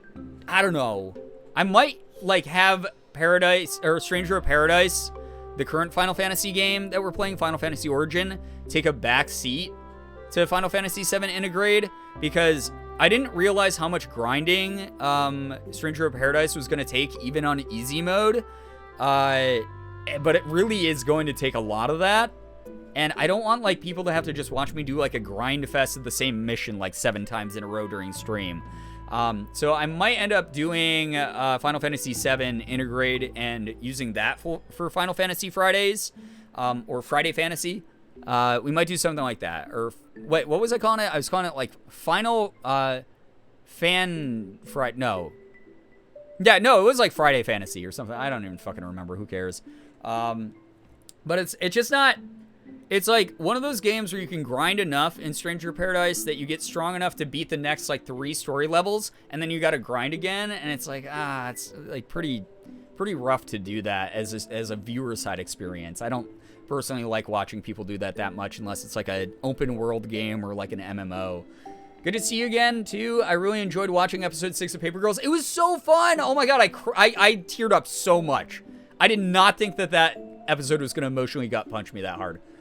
I ducked out to get food when we raided over to the last channel. So I'll have to watch the last episode soon. Yeah, hey, I had to go log off as well to do my own stuff, so I get you, Brookie. It is what it is. Fortunately, the series is up in its entirety. You can go back and watch it whenever you want. Final Fantasy? No, that's terrible. Yo, what's up, Shiro? Welcome to the stream. Final Fantasy. Oh, God. Currently playing World of Final Fantasy. I started that game years ago, and it was so cute. I kind of want to restart that for the channel, because that game was adorable. I thought that was really, really fun. Final Friday. Yeah, that one. That's the one. The Bass Pro Shop farm is making me laugh because I bought a shirt with the meme on it where it's the Bass Pro Shop logo, but it says, "That's my ass bro, stop." Yeah, I've seen that like hat and shirt a number of times. I took a picture when I was in Memphis, Tennessee, the other week. I was not able to make it to the Bass Pro Shop Pyramid because our entire schedule was taken up by St. Jude's stuff. And by the time we'd get back to the hotel, we were all exhausted. But I did get a picture of it looming on the horizon because it's always terrifying. Always. I'm still trying to find time to draw Aerith, Tifa, and Cloud. I'll post Discord when I'm done. Yeah, that would be dope. That would be very, very cool, Phoenix. I love the amount of, like, fan work and, like, I don't know, people, like, fell in love with Final Fantasy VII Remake. I thought that that was a great game to play together because it was the perfect mix of nostalgia, and it was, like, a fun action adventure game for people to, like, get into the cinematics of, and the writing and the characterization of the characters. Like, it was really, really good. I liked playing that for chat. I want to do more games like that soon. So that's another reason that we're probably going to be doing Final Fantasy 15 at some point as well. I was literally just talking to Dan about that last night, and he was telling me that that would be a really cool game to do because it's like very similar type of energy. The Bass Pro Shop Pyramid is like the sun or a moon. Doesn't matter where on Earth you are, it's visible. Yeah. You can see it from space easily. The glint off of its glass paneling. Incredible. All right, we got rid of that trash. I think we still have more trash here, right? Yeah, we got so much trash, dude. So much trash, we have no idea what to do with it all. All right. Okay, it's the Friday the 19th. We're good on that. That is A-okay. Final Fantasy 15. Yeah, a lot of people love Final Fantasy 15. There's a Bass Pro Shop in the town over from me. I love telling my friends to meet me under the water sports sign in the Bass Pro Shops. Rightfully, a few of my friends actually hang out with me that frequently. Hi.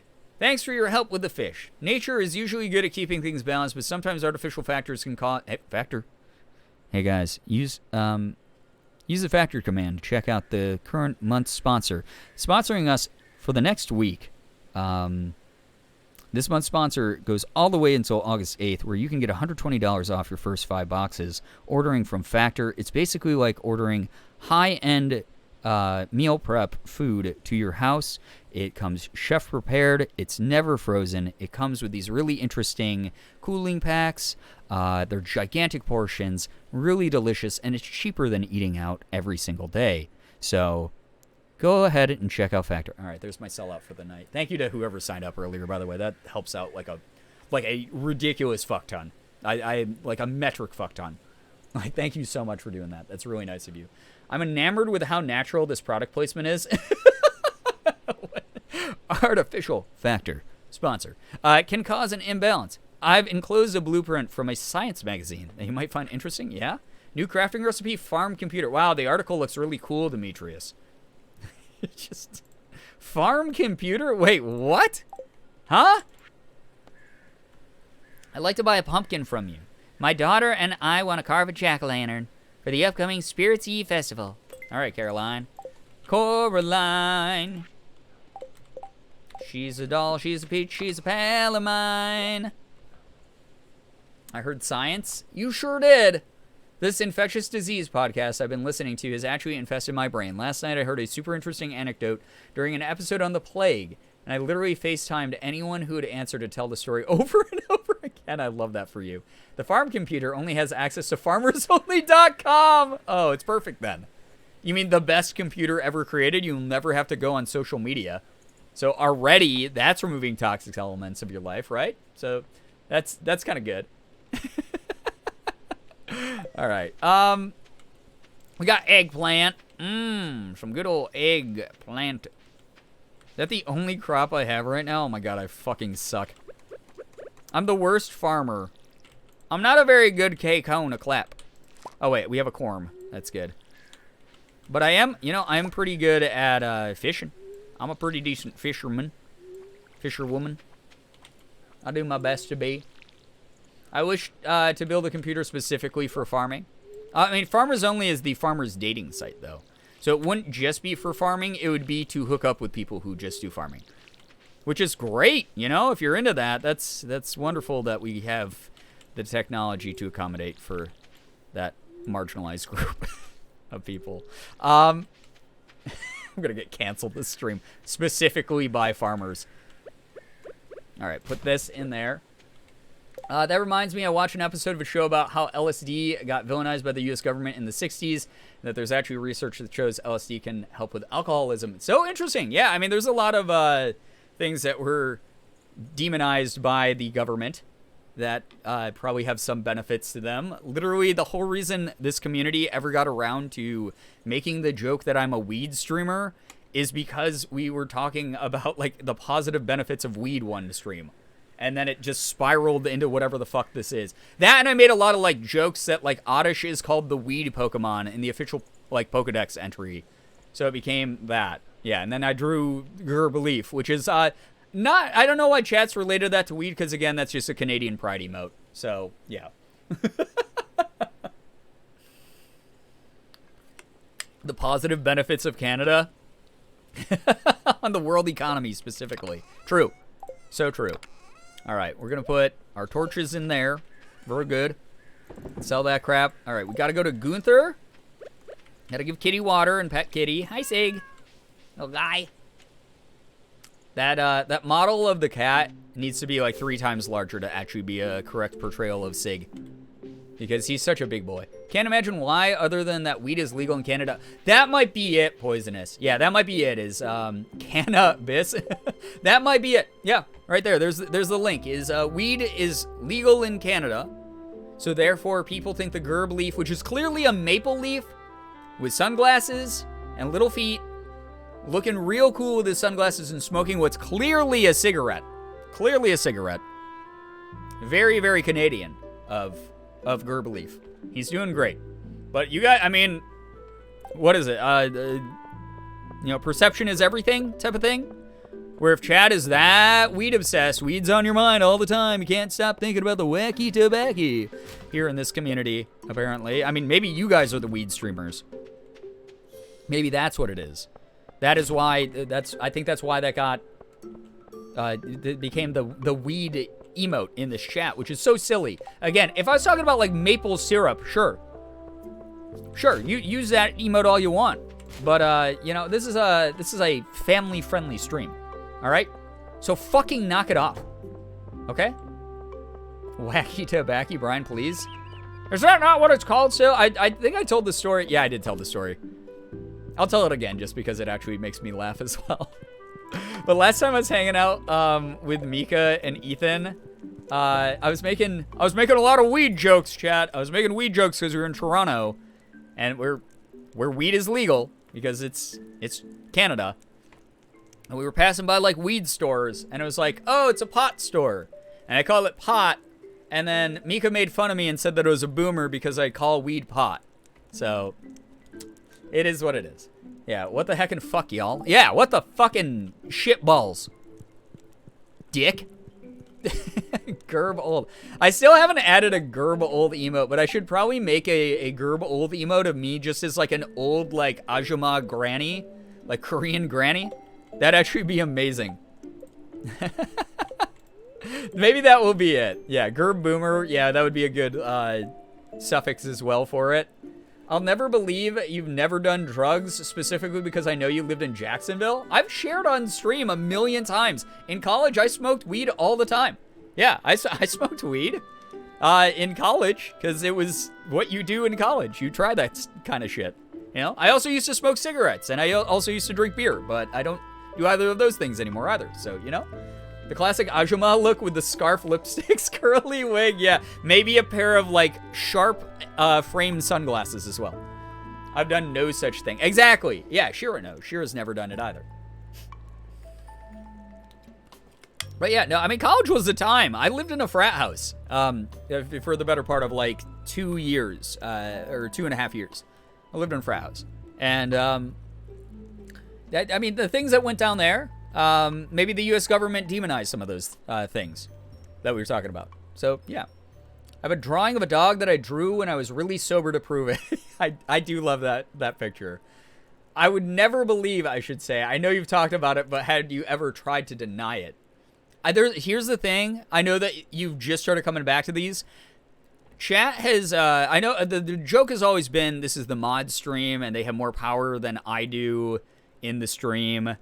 And chat has definitely started taking that to heart way more than even back in the day. It does not matter if I'm like, guys, I'm totally sober now. I don't even touch this stuff. I don't even know what weed looks like anymore.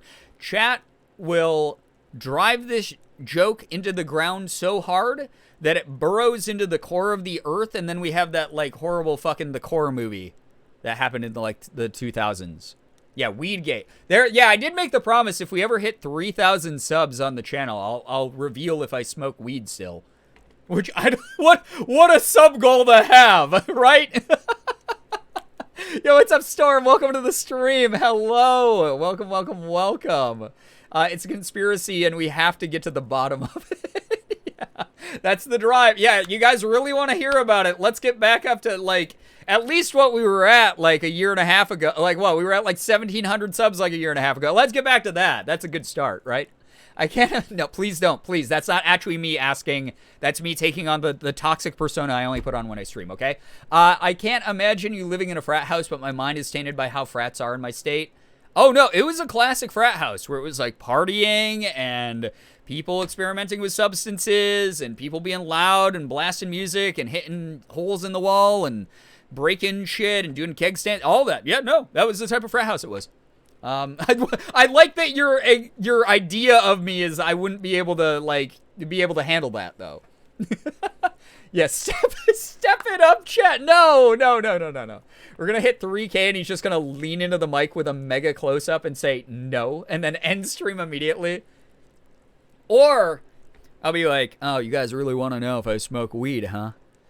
And then I just pull out, somehow, I don't know, it's like a video game storage item, where it's like my video game inventory, somehow, I had a bong, just, and I just went into the bong, just took like the longest, like, fattest rip that you've ever seen in your life, like, people, the regular stoners in chat are like, oh, bro, holy how did he fucking, whoa, like, that'd be incredible, right? Isn't that TOS? Probably. I mean, if I was at 3,000 subs, I could probably handle being, like, banned for, like, a week. I think I could afford it at that point. You just pull out a Canadian flag.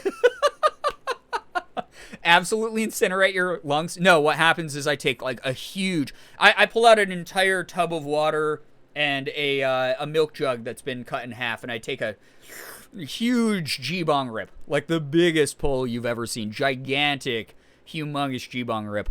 And then I'm just like, I don't cough at all. I just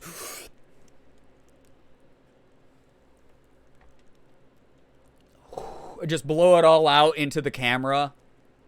No, don't cough at all. Just totally unfazed. And then I go about the stream like nothing happened. There's like, I'm not affected by it. And then I'm like, yeah, by the way, chat, I actually smoke like a pound of weed a day. My tolerance is like through the fucking sun, bro. Do I do weed? Does this answer your question? Sets oregano on fire. Industrial size bong. Yeah, it's hooked up to like a private generator. All of a sudden smoke just starts filling my office, but it's weed smoke, just clouds. Breathing very heavily. Sweating everywhere. My brain is tainted by the frats here where people straight up got unalived by the hazing. That's what I meant by terrified. Again, Chronic. I hate to reveal this information. This was before my time, but when I joined my frat, they had been semi-recently reinstated due to the exact same reason. They unfortunately, in previous generations, had unalived someone with the hazing. So, not the greatest legacy to have. It wasn't wonderful. I thought you were going to say hooked up to a private jet. A bong hooked up to a jet engine. The jet engine's actually burning all the weed and then just blowing it into my face. What's happening here? All right. I wish the season lasted a little longer. Yeah, me too. All right, good talk. Wait, we can talk again? When the wind really picks up, I almost feel like a kid again. Yeah, me too. We're one heart away. I keep wanting to call them stars. 1 star away. What? Fuck, I did it. Dyslexia strikes again. All right, we're going to go. I'm going to make today like a fishing day, I think. I'm going to go fishing. I feel like fishing. I enjoy doing fishing in this game. If you don't like it, you can fucking get out. My college doesn't have sororities or frats, so I never knew about any of that except for what I saw in movies and the book that was assigned to me in class. Probably better that you didn't live through it. I wasn't like a huge fan of some of the shit we did. And I spoke up about it, and I was very ostracized due to doing so. But I also participated in the, like, crazy binge drinking and, like, stupid shit like that as well. 1 star away from being a 10-star gamer girlfriend. Oh, my God. Dyslexic users of the world untie. Oh, my God. One of my favorite dyslexia jokes from back in... That's a boomer joke, too. But then again, so... One of the voice acting workshops that I was in recently, one of the icebreakers that we did was we each had to share a dad joke. And the dad joke that I shared is a very old boomer dad joke. It's my favorite. I've shared this here a million times before. I like it because it's very, very brief. But I love the joke of, so, a dyslexic man walks into a bra. And that's it. It's like, but that one, and that's funny because they're both dyslexia jokes. So, yeah. The dyslexic house says, I love that one. Yeah, I love the dyslexic man walks into a bra. Real eyes realize real lies. Oh, God. That's a knee slapper. I mean, the only people who would say that would be a boomer, so I've hit my target demographic then. You know what's very weird to think about? Share this is something you can probably feel in your bones at this point. Vi as well. Austin, anyone who's been around for like a while who's like a bit on the younger side, I guess. At this, well, joined the community when you were really young. It has been very surreal seeing my main demographic of viewers go from 13 to 17-year-olds when I like first started doing YouTube and like first was like getting involved with like my current circle of friends and everything like that with like, you know, Ethan and Mark and people like that. It was like 13 to 17-year-olds was my like 78% of my demographic. It was my main demographic. We mainly had teens here. And now so many of you have grown the fuck up. And you're like legal adults, and you're like, I have a job now. I'm applying to grad school next week. And I looked at my demographics, and it's like 18 to 25-year-olds are the main demographic now. And I'm like, oh God, what's happening? I'm so old. What's happening? Everyone's growing up. Ah! Joined the community when I was 12. Stop, not allowed. Still Zoomers, just elder Zoomers. When I started watching you, I was graduating high school. I'm now in degree 2 electric boogaloo. That's insane to me. That's actually fucking nuts. I'm a boomer. Yeah, you're boomers now. If you're over, you know, if you're someone from that age demographic that went into the next age bracket, you're now a boomer in the community. So, yeah. I was 19. Well, you were a bit on the older side then. But still, like, I mean, a majority of people were, like, still teenagers. So... 22 to 27? Oh my God. In fact, I'm 22 now. Wow. Careful with the age span, by the way, guys. If you're under 18, do not share your age here. Rule of the channel. Just to keep you safe. I started watching you on YouTube in the middle of my senior year of high school, and now I'm freshly graduated from college with a digital arts degree looking for a job. Jesus Christ. Shira wasn't technically old enough to have a social media account when they started watching you. Well, apparently Shira is not enough of something for a social media account anyway because Twitter has been so mean. But yes, that is also a little bit of a mind-boggling fact. Oh my God. Currently over the age demographic. Yeah, so I mean, it's really wild to see people around my age join the community as well. Like, anyone in your 30s, like, that's also, like, fucking weird. Because I was like, oh, I make, like, goofy fucking weirdo content for, like, teenagers. Whoa, look at me. Whoa, I'm gonna talk like Ethan in my videos. Or whatever. Like, I'm gonna do, like, weird, wacky zoom-ins and stuff. And, like, I still do those edits. But, like, there was a very specific type of content that especially back in like 2017, 2018 on YouTube, hit really well in the Let's Play community. And a certain persona that, again, I've shared the stories before about, like, Disney was recruiting, like, actively recruiting us. And, like, we fit a certain image, and we did certain types of content. And it was very different back then. It's been very weird to be like, yeah, I'm kind of like in my, like, I don't give a flying shit phase of my life where I'm like, I do what makes me happy on stream. I do what makes me happy on YouTube and social media and stuff. And the people who are around for it, awesome. The people who respect my boundaries, awesome. The people who want to see the change in the content, awesome. If people want to get to know me more as a person versus as just like a wacky content creator personality, fucking awesome. That's neat. That's cool. I like that a lot. But that's like the phase I'm in, and to see like people like age up with that and our audiences age raise and like have people like in their 30s be like, yeah, dude, I want to talk about like fucking scene music from back in the Warped Tour days, or like I want to like talk about like old like 90s video games and shit. Like that's like wild. Really weird, because I used to like bring up, I remember back again when the demographic was like 13 to 18, where I would make a reference to something like, oh yeah, fucking like Ren and Stimpy, shit from like 1998, and like or like from earlier than that, it was like 1992 or something. Yeah, 1992, Ren and Stimpy. Everyone knows Ren and Stimpy, and everyone in my community was like, what the fuck is that? Shut up, old man. Play the video game. Like, it was just... It was weird. It was wild. I joined the community in 8th grade, and now I have 3 tattoos. God, that's so wild. I'm so proud of you every day. I hope you know that. Oh, my fucking God, stop, right? Yeah, it's wild. It's so weird. Breno, always gotten your references. I'm omnipresent. Is that how you say that? Yeah, I mean... Listen, some of you have wisdom beyond your years. So, yeah, it is what it is. Wisdom beyond your years. And that's okay. But as someone who was born in 85, making the occasional reference that went over my audience's head back in the day was painful. It was very, very painful. It was tough. I already had a tattoo and tongue ring when I came around. Hey, welcome aboard. Hey, what's up, Lucario? How are you doing? Good to see you here. Welcome to the stream. Don't worry, Brian. I know Ren and Stimpy. Thank you. I'm so glad you know Ren and Stimpy. Regardless, though, like, holy God. Yeah, just, I don't know. A lot of... We've gone through a lot of different phases in the community, and that's A-okay by me.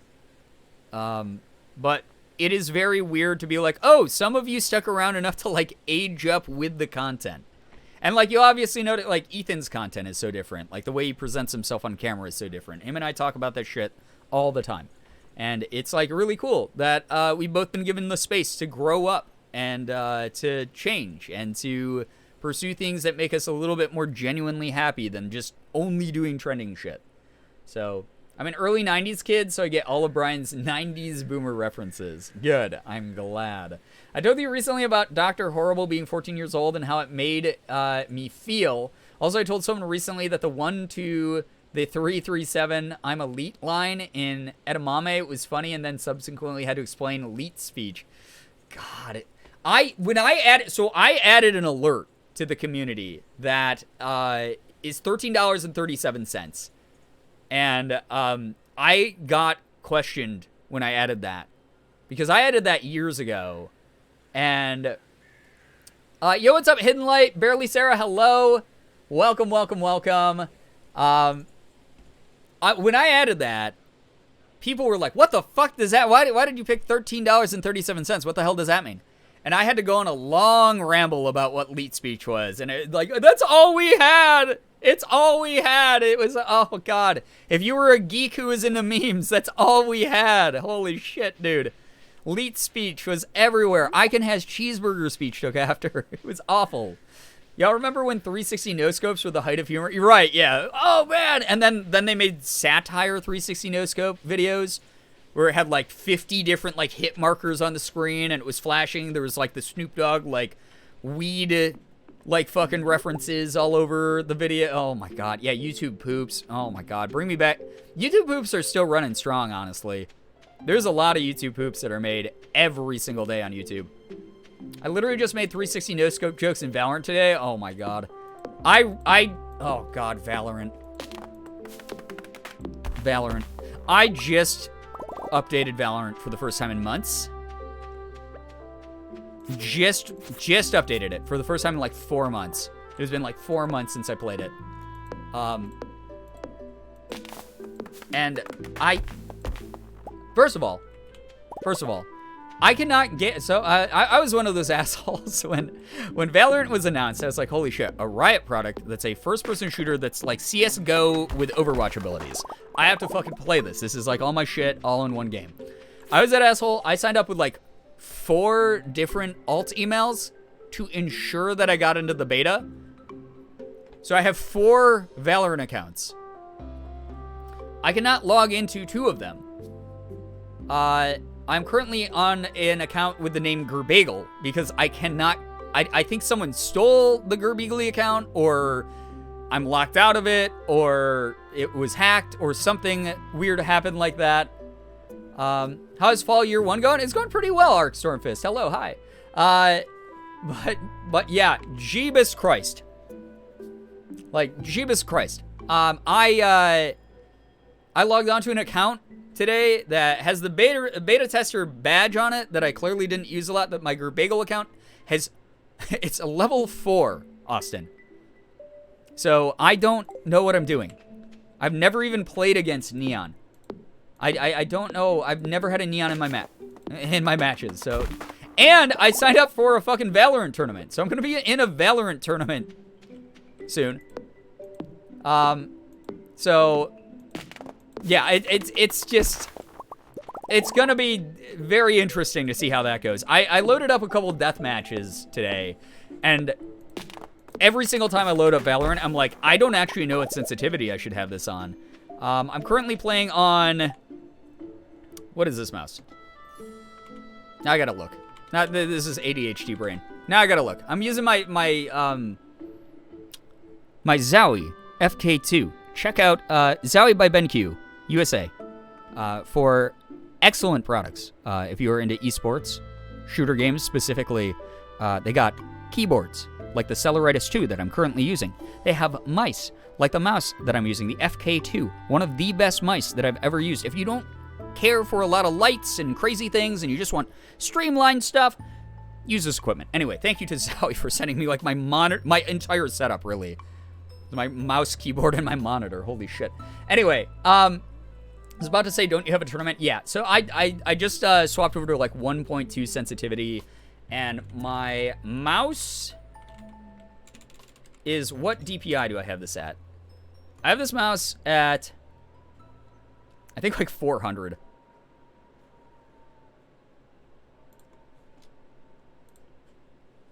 Yeah, I have this mouse set at 400 DPI on 1.2 sensitivity in Valorant, and that's the only thing that felt like right for me when I started playing it.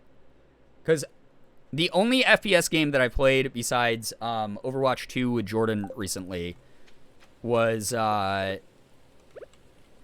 Destiny, and the size of the hitboxes in that game are like, they might as well be cars.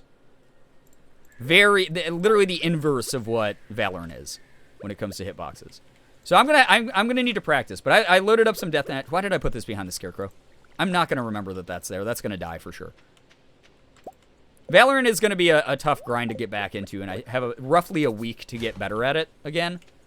So we'll see what happens. I don't know. It's ridiculous. So yeah, we'll see. We'll see what happens when it comes to that tournament, because I was invited. I was very flattered. I was like, whoa, nice, cool. I got invited to this thing for this game that I used to play a lot and haven't really played a lot of. That's cool. Maybe I'll have a bunch of fun.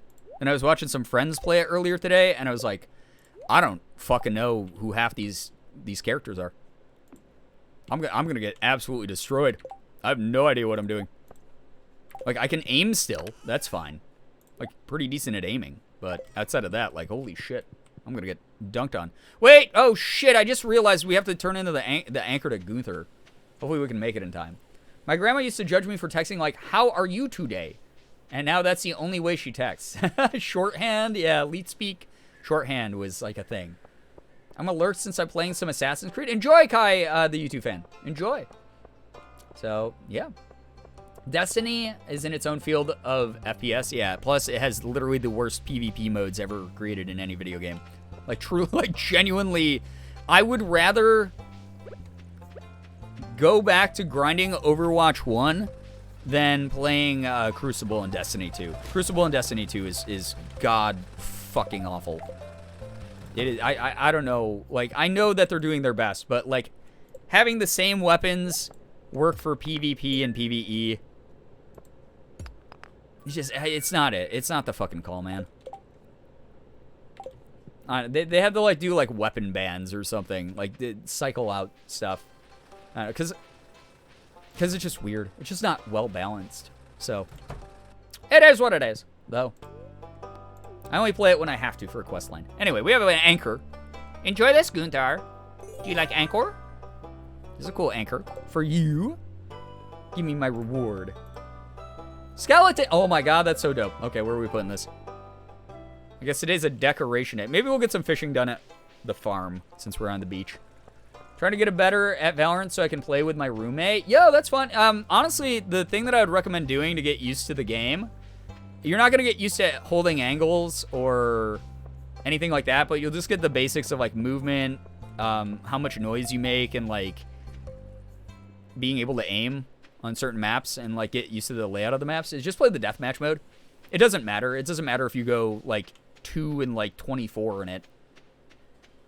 You're still getting some sort of practice in without it being the competitive format of, like, a regular match. That's my hint to getting better at aiming and getting better at playing the game is try out the deathmatch mode and then learn what it's like, you know, to move while shooting versus holding an angle while you're walking versus sprinting and hip firing or something. It's pretty cool. Ooh, I got a rock. I am a rock. I am an island. Okay, Skelling Boy. Let's put that in the house. That seems cool. Need to get back into playing Val, but I mostly play on an EU account because the friends I started playing with are EU-based. Yeah, I feel you. Also, the other thing, Storm, is the fact that you have someone who wants to play with you is a much better learning experience than jumping in, like, just head first by yourself. Solo queuing into Valorant is actually fucking awful. Yo, Vi, take care. Get some good rest. Thank you so much for hanging out with us tonight, by the way. Destiny got ruined for me. My friend asked me to beat a boss she was having trouble with. Beat it first try. It was the last boss. I beat the game. That's funny. They've added a lot to the story, so maybe it's worth jumping back into since they've added, like, so many things to it. Unless that was recent, in which case, ripperoni. Wait, okay, wait. Chicken is funny there, but I want to put chicken there to be, that's my animals. Skeleton standing over the bed is way funnier to me. Way funnier, dude. Way, way, way funnier. Also, wait, crap. I think I'm going to have to, all right. I'm going to have to swap these. Because I can't even use the charcoal kiln if it is in that corner, apparently. Which is too bad. But Skellington can still stand there. Or can I? I don't know. Requires 10 wood. Oh, I'm actually just not smart. That's all it is. Okay, never mind. So OQ Val is the reason I didn't touch it for a year. Yeah, I feel you on that one. If you have friends, it's a much easier experience to learn and get into and have fun with. That goes for, like, pretty much any game, though, right? I mean, not everyone has a bed skeleton. Pre-pandemic times, I'll think about it. Thanks for the info. Yeah, and a lot of it's, like, free now. So, like, you can play a lot of the game for free without having to worry about spending a cent if you're not into it. So, I've actually been playing a lot of it recently, just grinding the seasonal stuff, which has been fun. I just, like, turn my brain off and play that at bedtime. It's been good. It's been a good time. All right. Let's get, like, 4 casting of fishing in, I guess. I'm also a beta player, so I have some experience. I'm just barely silver, and she's plat, so it's a bit different type of game with her. I mean, that's fair. That's absolutely understandable. Free, yes? Yeah, free is good, right? Absolutely. Absolutely love it when things are free for us. Oh my god, I'm actually running out of garbage to use for my My garbage converter. Kind of sad. Really makes you think. Huh, chat? Free positive? Always. Always. Oh, my God. With the cost of things now especially, the world is, like, very fucking weird right now. Very, very bizarre. I do not like to think. Yeah, I mean, that's why I just turn my brain off before bed and vibe out with some density. Density 2. Free, my favorite adjective. Yeah. Free, free, free, free, free, free, free, free, free. Anyone remember that commercial since we're talking about boomer shit? Thinking in this economy? Yeah, I mean, for real, though. Holy cow. The only thing that keeps me from falling into a depression puddle in today's economy is not thinking.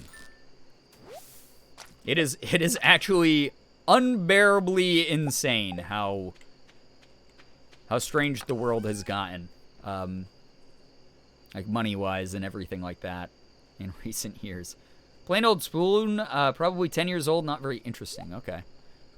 So we can just throw that in there then. That's fine. That's okay. God, I hated that commercial. Free, free, free, free, free. Free, free, free, free, free. Free. It's 8 o'clock already in game. Jesus Christ, I wasted the whole day. It's not a waste if I enjoyed it, though, right? When I head to bed, or head to Lurkerland. Yo, enjoy the lurk. Thank you so much for being here, Sarah. Please, please, please. Enjoy that lurk.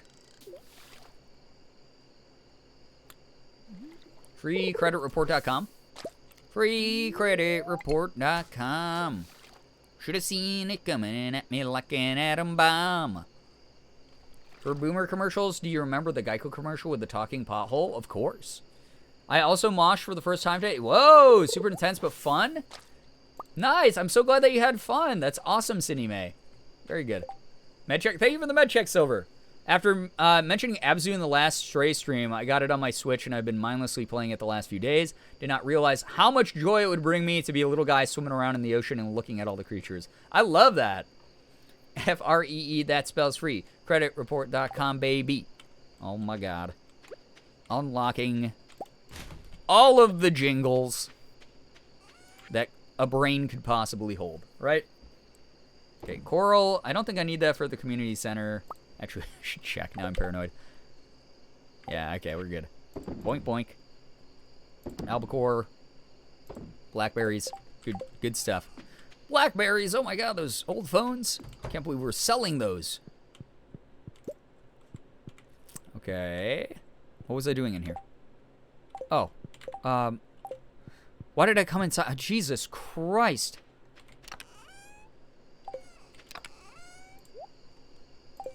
I have like only 4 chests, and I can't keep track of what goes in what.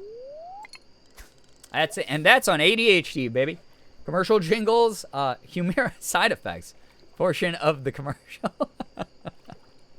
Oh my God. Do not take Humira if a laundry list of things. My favorite one is like if you're currently experiencing internal bleeding. And I'm like, yeah, I feel like messing with any additional drugs when you're in the middle of actually bleeding. It's probably a good thing to avoid adding another, cook to that kitchen. It seems like a bad idea. I know to the word it's a problem. Oh my God. I'm not surprised though. I'm not surprised at all that you know the Humira side effects by heart. Makes me laugh when they say, do not take it if you are allergic to its ingredients. I know they have to say it, but like, no shit. Yeah. That's incredible though. Do not take this if you're allergic to it. Oh my God. CYA, cover your ass procedure. Yeah, yep, standard these days. Standard. It is what it is in today's society. Everyone's looking for a quick buck, right? But also sometimes, like, people just aren't thinking and they do need the reminder, like, in a genuine way. And that's okay, too. So, you're covering all those bases. Specifically the base that looks like your ass, like you said, Marie. So, for the longest time, I had no idea that don't operate heavy machinery included driving cars. Yeah, that is a heavy machine. When you think about it, I always describe cars on the stream as a 2,000-pound missile. It's a 1-ton missile full of gasoline. You're driving a bomb when you're driving a car, chat. Do not do that under the influence of shit. Do not. Not because I'm afraid of you hurting yourself specifically, because you've made that selfish choice. Oh my god, was that like an owl or something? Mr. Owl, how many licks does it take to get to the Tootsie Center of a Tootsie Pop? But because you're probably gonna hurt someone else statistically. And we don't do that. It's very stinky. It's so quirky and cute. I'm gonna get back to work. Yo, Storm, thank you so much for hanging out with us. I appreciate you being here for a bit. Good luck with work. Thank you so much for vibing. It was fun while it lasted. You weren't around for a long time, but you were here for a good time. Oh, I didn't check the weather. Nice. Okay, we can probably go cave-in today then. If it's a rain day and we don't have to worry about watering anything. Kind of nice like that. Oh my god. We have an egu plant. Very nice. Any more corm? Any more corm? Yes. Corm. Corming. I'm corming. Nope. I don't want to say that out loud. That sounds very different than the joke I was trying to make in my head. Did not need to say that. Everyone forget that I said that.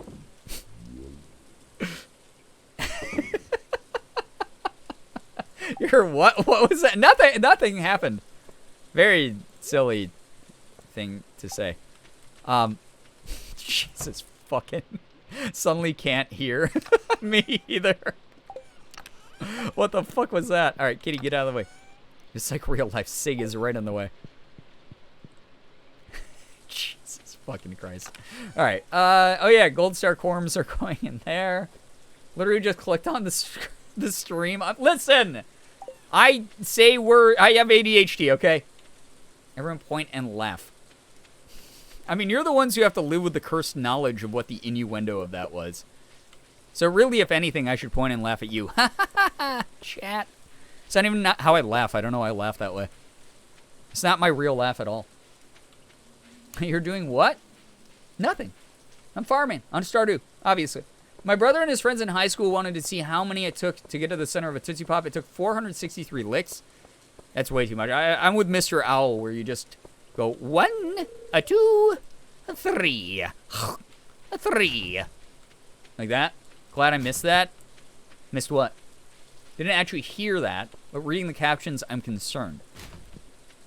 I mean, that's fair. That is A-okay. That's fair. Because nothing was done. I mean, that's what I don't understand about chat. You guys are so strange about things and stuff. You're so weird. Nothing was said. 1, 2, 3, break your teeth. What? Wait, what is, oh, 1, 2, 3, break your teeth on the Tootsie Pop. No. You got, yeah, I mean, I don't know. I had some pretty strong teeth back then. Obviously, I can't say the same now because I literally have a chip in my tooth. But back then, I had the strongest teeth in the land. People came for miles to see my teeth. My shiny teeth and me. That song's about me, actually. I'm impressed somebody actually went through with it. Now the world knows. Went through with what? I have no idea what you're talking about.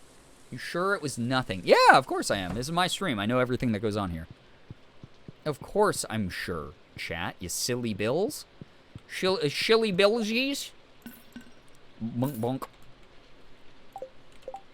See, Pierre gets it. He just allowed me to sell a bunch of plums to him. Alright. Crabigail, my beloved. Hello. Hi.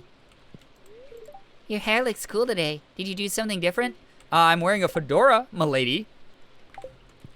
It would be nice if I could see you over in the r/nice guy subreddit later. So we could talk about how I'm actually a nice guy. Counting their licks. Yeah, Brian, he has nice teeth. Oh, Jesus.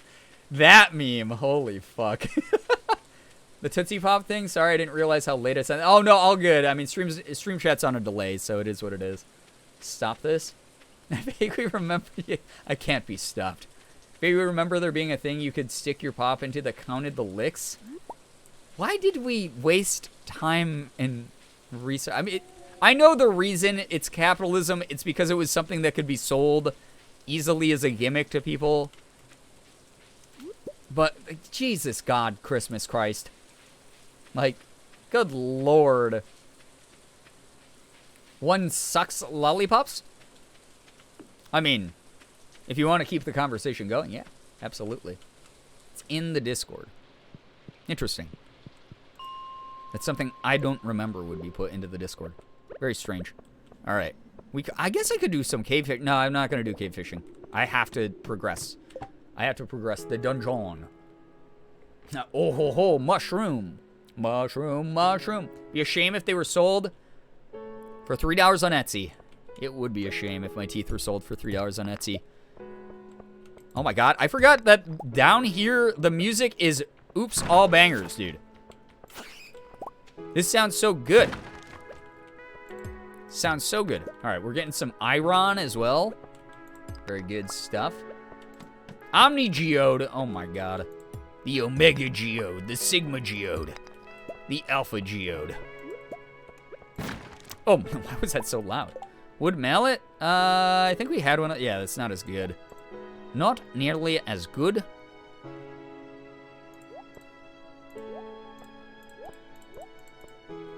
Keeping that shit. Very nice music. No Etsy teeth, please. The whole reason I even got the teeth shoes that we have in the community, which are much more wholesome than you'd assume from the name, is because of the teeth meme that went around this community for years. It was a time. It was the best of times. It was the worst of times.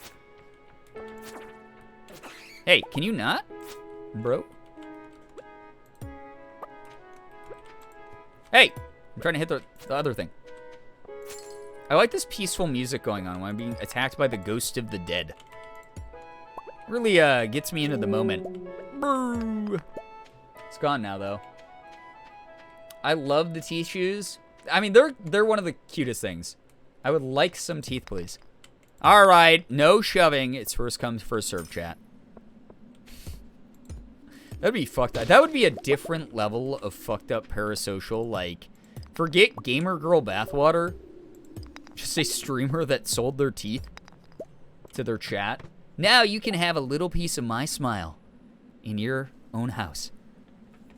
The vine of the shoe eating a chip. You say teeth shoes? Yeah, so the original joke was there's this really fucked up cursed image of Crocs where the bottom, like, sole of the shoe has been replaced with rows and rows of teeth. Chat randomly threatened me years ago, like 2 years ago, basically being like, hey, you know the teeth shoe meme? Well, just expect something in the mail. Wink, wink. You know? And I was actually worried because it was relatively new into me having the P.O. box. And I was like, okay, cool. We're going to get, like, human remains in the P.O. box, which means I will now be shutting it down. And chat was, like, playing along, and they were like, no, it's nothing bad. Don't worry. But, you know, the teeth shoe meme. And I was like, oh, fuck. What the fuck is going to happen? And then we got it, and they were just sneakers that chat had painted with little teeth, like cartoon characters, like you'd see at like a dentist office, except they represented it like mods and me and Morgan and prominent members of the community on the teeth, on the different teeth, and it was really, really cute. It was so cute. I loved it. Lately, I've been genuinely trying to research if I can put any of my bones in my will, and I've not found a definitive answer yet. But many friends have said they want my teeth. Oh my god. No offense, but I'd be okay if I didn't have any biological tissue such substance from you ever. I mean, a little bit of offense taken. God, I've worked really hard to raise my image to make it so that people want that in their lives. And it really hurts to know that my marketing didn't work on you. That I didn't influence you enough as an influencer. Hey, cool, we got 2 solar essences. Nice. No, that's fine. Good lord. you guys remember the Vor chats? I mean, it's hard to forget. What do you mean by remember the Vor chats? Like, are you talking about when Cranky Vor used to show up? One of my faves. I hope that Cranky Vor is doing well. I genuinely do. Again, Cranky Vor, if you're just too embarrassed to speak up and you're like on an alt now or something, watching streams, no, we genuinely love you in these parts, and we hope that you're doing okay for yourself. You're wonderful. Very, very kind person. Very nice person. Thank you. I miss them. They were just awesome. They were very funny. They like took everything in stride. Like Ethan and I were, I think, streaming together when they came by a stream that one time, and they were like we were talking about Cranky Vor together, I remember, and we were like, we just want to make you know, like, we actually think this is really funny, and we think that it's awesome that, like, you created this meme that the whole community finds, like, ridiculous and over the top and kind of hilarious. And we were like, we just want you to know, like, there's no, like, bad feelings about this. Like, you've been pretty respectful in the sense of, like, coming into our chats and just vibing and being, like, a pretty normal, chill person. And they were like, yeah, no, I know. Like, it's awesome. Like, I'm so glad that you guys think it's funny. And they were very kind. Like, they took it all in stride. And I like that a lot. Yeah, Cranky2988, come back, please. Cranky Vor could be any of us. That's true. I have no idea. It's not. I haven't checked Wattpad in years, so I don't know if maybe they're still making stuff. But as far as I know, they aren't. And at the very least, they're not coming to streams anymore. At least not under that name, so I hope that they're doing very well. So, they were just chill. They were like they were a nice person for someone who named themselves after Ethan, Vor, and Boogie2988. Very, very, very interesting combination of creators to name yourself after, by the way. Ethan and Boogie2988. I don't even think there's that much overlap between those two audiences. But, yeah, they were very, very chill. For someone who wrote some of the most cursed shit Ethan and I ever read in our lives about ourselves. On Wattpad, of all websites. So, Brian, no offense, but did you just say Wattpad? Yeah, is that not how you say it? Is it? I mean, it's Wattpad, but it's the way I say Watt. Say Wattpad. Is that a good explanation? It's my regional pronunciation is weird. Never connected the 2988. Yeah, there it is. I'd say watt like a light bulb. Yeah, but like that's just how I. So again, the more I watch the show Degrassi, which is for those of you who don't know, an old TV show about high schoolers at the fictional high school of Degrassi outside of Toronto in Canada. Morgan has been making me rewatch it. Which is something, because I never watched it when it was, like, popular, so she's making me rewatch it with her, because she was a fan of it growing up, and it's not good, but it's, like, turn your brain off type of entertainment late at night. But the more I watch the show, the more... Have you seen Degrassi Next Gen? That's what I'm talking about, the one that's from, like, the 2000s or whatever. The more I respect people who enjoy trash TV, but there's no denying that show is trash TV. The more I watch it, though, and hear the pronunciations of the, like, characters in that show, they have, like, pretty thick Canadian accents of the, like, oh, sorry, about, that type of thing. They don't, like, full-on do the A thing, but they'll be like, oh, I'm sorry about that. And you're like, whoa, it sounds, like, so different. But every now and then, there's, like, a word that I'm like, they said that, like, really fucking weird. And then I'll say it, and I'll be like, oh, my God, we say it in Rochester the same way. And, again, it's a proximity effect thing, where it's like, I think that just Rochester, again, we're 45 minutes away from the Canadian border in Rochester. You can get there very quickly for a day trip. I think that a lot of the things that I say are influenced by that proximity. I think that this area that I live in is influenced by that proximity to a certain degree. Because we have the Rochester whiny, nasally A noise. But that also is... There's a couple words like what? That I'll say like what? Occasionally. Just like Waluigi. Yeah. Wah! Wah!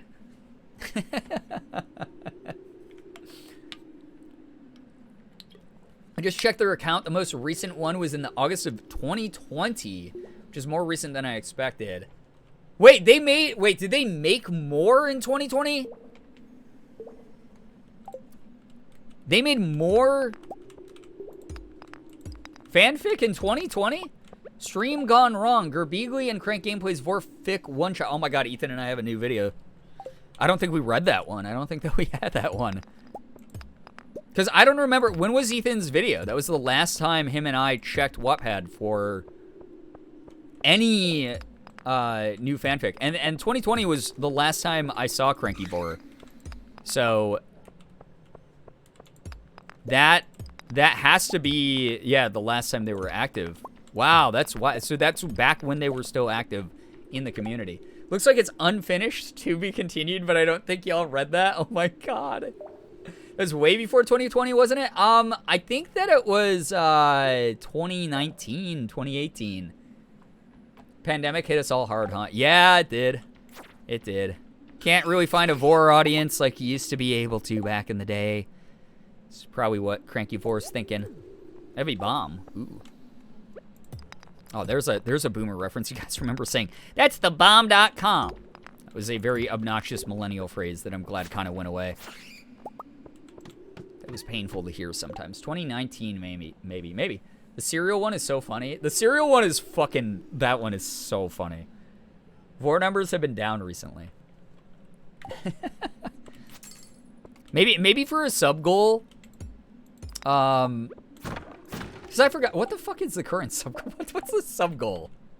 I don't even know what the fuck I have because I'm like, oh, we're not that close to it. And it's like, I don't need people to rush us there to begin with, so it's like, who the fuck cares, really? Do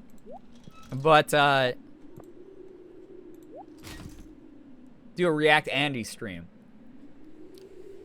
If we get to like back to like 500, maybe I'll read like some Cranky Vor on stream. That would actually be kind of funny. That'd be actually kind of hilarious. Instead, we got That's Fire. I think it was when you visited LA immediately after the St. Jude month when I started watching on Twitch. Was that the same one, the haircut one? Or was that a different year? I don't remember. I don't remember. I'm old and I don't give a shit, really. Still, Cranky Vor 2988, if you're out there, I hope you're doing well. We genuinely appreciate you as a community. Ethan and I appreciate you as creators. We think that what you do is pretty fucking awesome. So please continue the 2020 fanfic that you are working on. I feel like this is the... Oh, wait, we have Amethyst for our beloved. It's like Gary Come Home right now. Except it's Cranky Vor Come Home. So, we'll see if we ever see them again. I would truly enjoy if my life was blessed by them again. They're fantastic. All right, it's 8:40 in the game. Ooh, Trajor, what you got for me? Master Slingshot. Okay. Got that guy. Got that guy. Nice. I think that's how my tools were lined up. I don't care. Nice. Very good shit. Let's keep going down into the mines. Wait, can I bomb this? I have a bomb. Is this like Zelda? I know the inspiration of the dungeon is like Zelda. What the fuck? That hit me from there? Okay, that was different than what I thought it was gonna do. I guess you can. Just checked, it was November 2019, so not during that trip at all, but same year. Almost right. Yeah, almost right. Skelling boy. You stand over my bed at night. Which is a little spooky, but, you know, these things happen. There's so many stones. I don't want this many stones. What do I get rid of in here? What's the thing that has the least value? I'll put a wild plum in here. It's fine. And I can get the Frozan tier. Iron ore. Wow, those guys take some hits, bro. Hey! Don't be throwing your pieces of yourself at me. Why is that a thing in video games? Okay, here's a question for those of you who have been around since like Zelda, you know, dungeons on NES and stuff. Like, why is there this like, who's crying all these tears? Why is there a thing? It's like a common trope. Ooh, bone sword. Where skeletons and shit like throw pieces of their own body at you? What's that about? Why are you throwing a part of you at me? Like that's odd, right? +1 defense from the sword, 22 to 29 attack. So that is a higher min damage, but this is a technically higher. And this is +4 speed, +2 weight. Okay, that's not bad though. Pretty cool, and it's actually hilarious to kill a skeleton with their own. I mean, they're already throwing their body parts at me. Killing them with their own bone sword is kind of on brand, right? I don't know. If you had a body you could take apart like Legos, wouldn't you? Yeah, but what if I don't get that part back? What if I throw that at the hero and they dodge it, and then it's like lost in a dark corner of the dungeon, and I don't fucking see that again? That's an existential moment that I don't know if I'm equipped to handle mentally. It's a lot of heat. It's the wrong thing. Hit him with a scythe. Hit him with a scythe. I don't know. It just doesn't seem like it would be a good thing. Like you're going to run out of it. Yeah, you're running out. Eventually, you're literally fucking falling apart. Like you have like one less leg now. Like yeah, sure that really you really bopped someone hard with your like fucking fibula or whatever the hell bone. I don't know names for bones. You got like a big giant piece of like your arm and you smacked them with it, but now like you can only use the remote control with one arm. It's like how tarantulas eject the hairs off their abdomen when threatened, a little treat. But those grow back. Your bones don't grow back. You know? We all make sacrifices in the war. Maybe that makes them teleport in a way and they can just reconstruct themselves. It's like, oh, my leg is over in the dark corner of the room there. I'll just teleport over to it. And then it just like, you reform. You're a skeleton in a video game, then you have 206 weapons on you at all times. Got to use that to your advantage. Yeah, but again, that's a limited inventory, right? I feel like that is a logistical concern. Potentially, right? I don't care about selling that for full price. I'm grabbing what I can. Grabbing what I can get. All right. I'm just gonna sell the trash. I don't care. I want a plum. You know? This is about a flesh wound. What if they're like starfish and they grow back? That would be fucking gross. Can you imagine if your skeleton grew back like that? My bones grow back?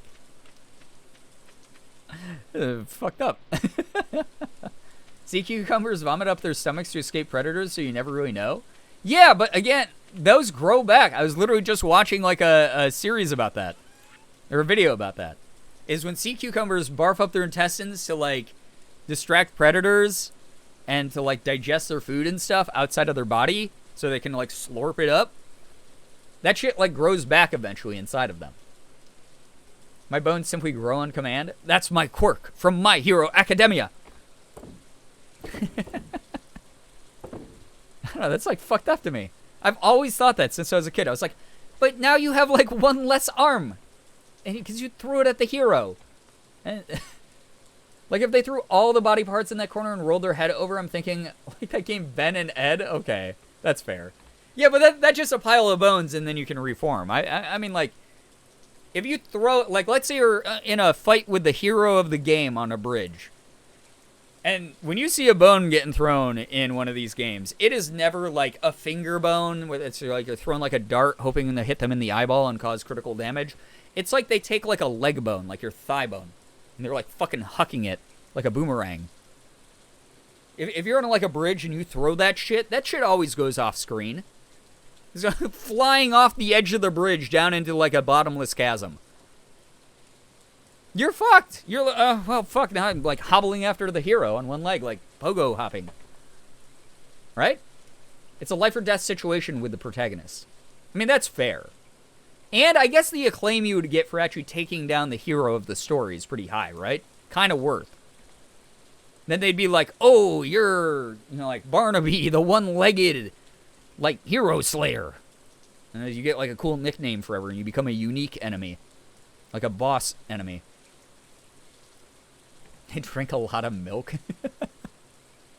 Wasn't that disproven? Was, like, it just getting calcium from, like, vegetable sources, like, prevents osteoporosis just as much or something? I think we were talking about that a while ago.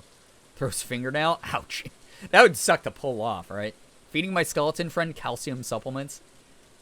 Femur goes yeet. Would be funnier if they took a different skeleton's leg bone and then they sat there bickering about it.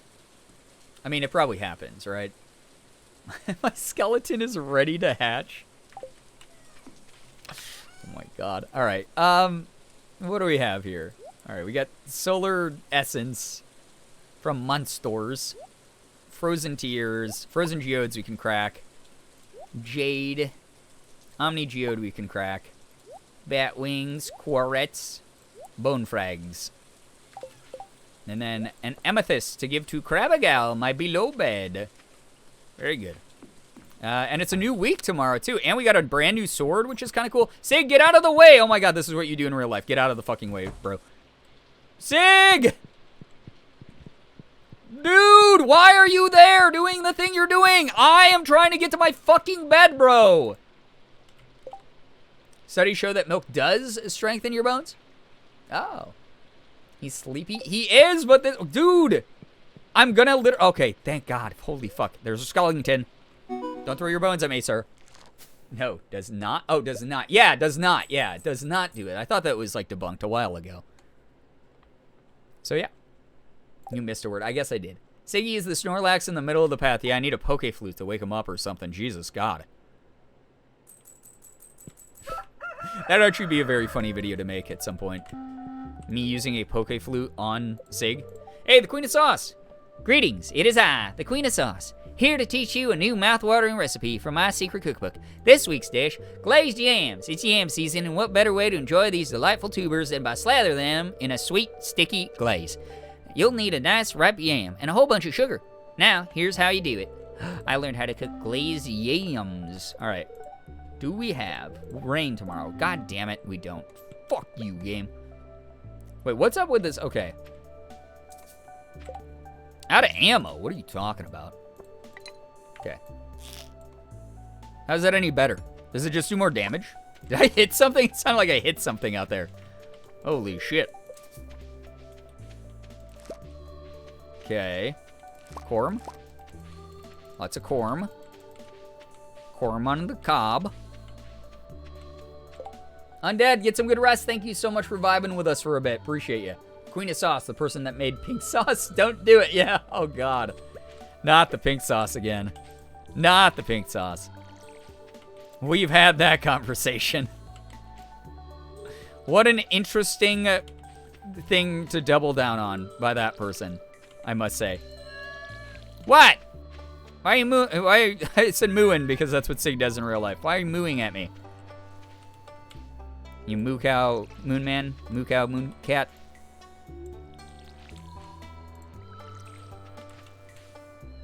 The corn kind of makes it hard to see which spaces I've also actually watered. No, that's not the way I wanted to shoot that. I want to go that way. Thank you. And also, obviously, my color blindness makes it hard. Of course, typical Sig, laying down in the middle of my work.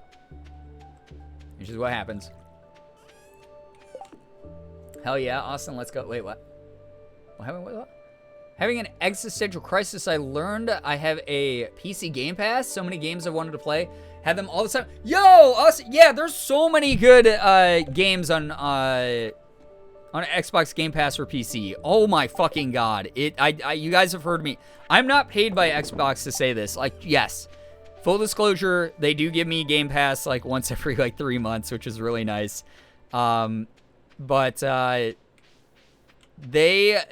like the best deal in gaming. If you are one of those people who does not get weird about like not owning a physical copy of a game, and you just want to, or you're like, oh, I've always wanted to try that game, but I don't think it's like a game I want to buy. I just want to like play it to beat it because I've heard it's good or whatever. Xbox Game Pass for PC is so fucking good as a deal because it's like what, $10 a month. Let's say that you go and beat a game that just came out on Xbox Game Pass for PC. You just like, you already got the value of it. That's $60 you didn't have to spend to beat that game. And even if it's an older game, like a lot of the times it's like, yeah, you still got your money's worth. You still played like this whole AAA title for $10 a month. That's awesome. So yeah, fantastic freaking deal. Huge fan of that. The only thing I don't like about it is some of them are timed. So like, it's like, oh, this game is going out of circulation in like a month. So it's like, oh fuck, I only have a month to beat this game. And that can be a bit stressful at times. But a majority of those games, I don't stream. I just play in my free time for fun, so it's not as big of a, like, oh god, I only get to play this game for like 3-4 hours a day or whatever. It's like, oh, I'm sitting down before bed and like getting like a good couple hours in and just vibing with it and taking it at my own pace and not having to worry about like commentary and stuff. So like, 100% big fan of that as a utility. For sure. Alright, crabigail, my beloved, I come bearing the gift of amethyst. I seriously love this. You're the best, you. I've already given crabigail. Oh yeah, I don't want to hold this over my head. What should I do tonight? Yes, what is it? Do we have... Hey, we got... Okay, we got max. We got max hearts. Now I have to get married to her, right? Now I can get married to her. Crabigail and I have only been on like one date. Crab marriage, let's go. Yeah! Then we can make some real crab milk. No, why would I? That's not what I meant. That is not what I, okay, don't take that the wrong way. I meant like, oh, we'll like farm crabs together and there'd be crab milk.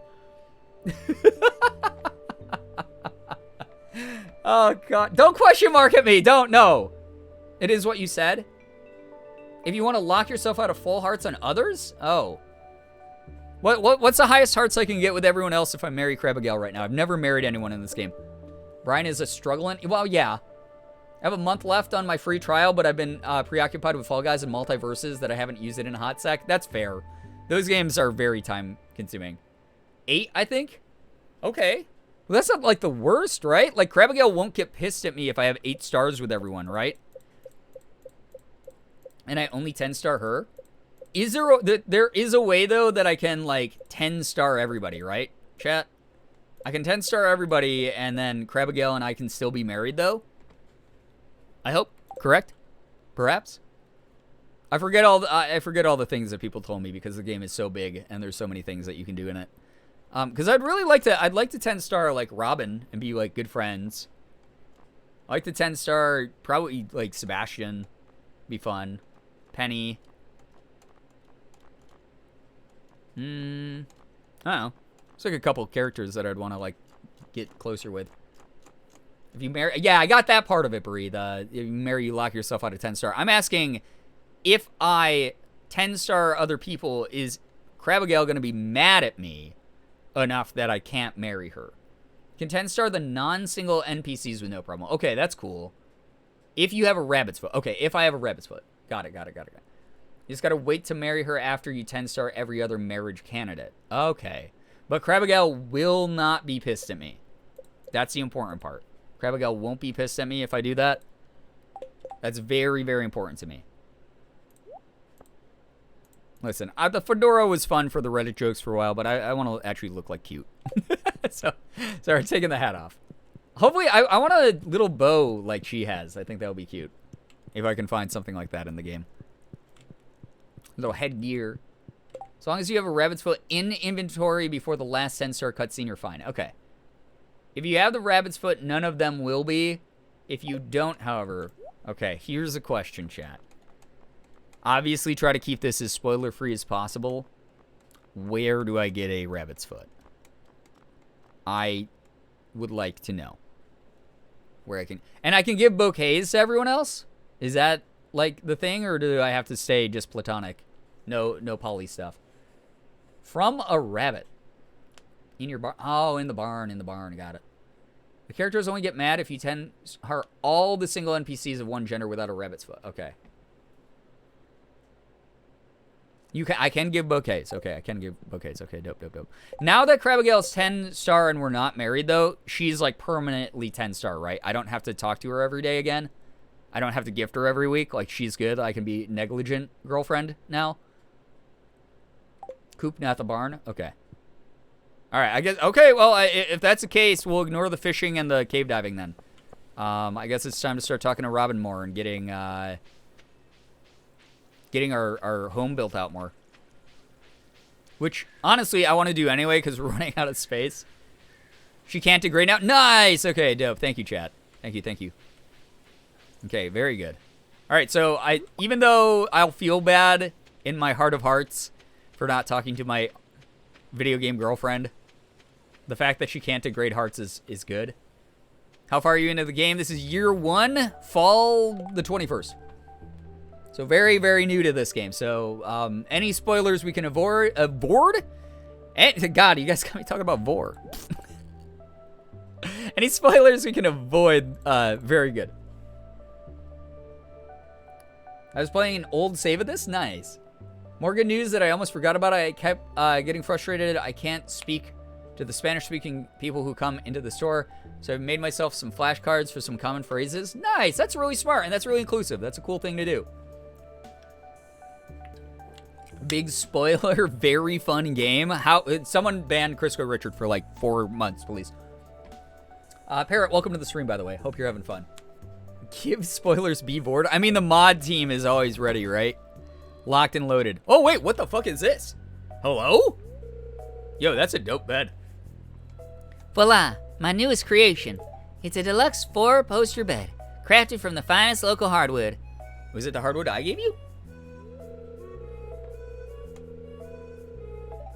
Give vor, be spoiled.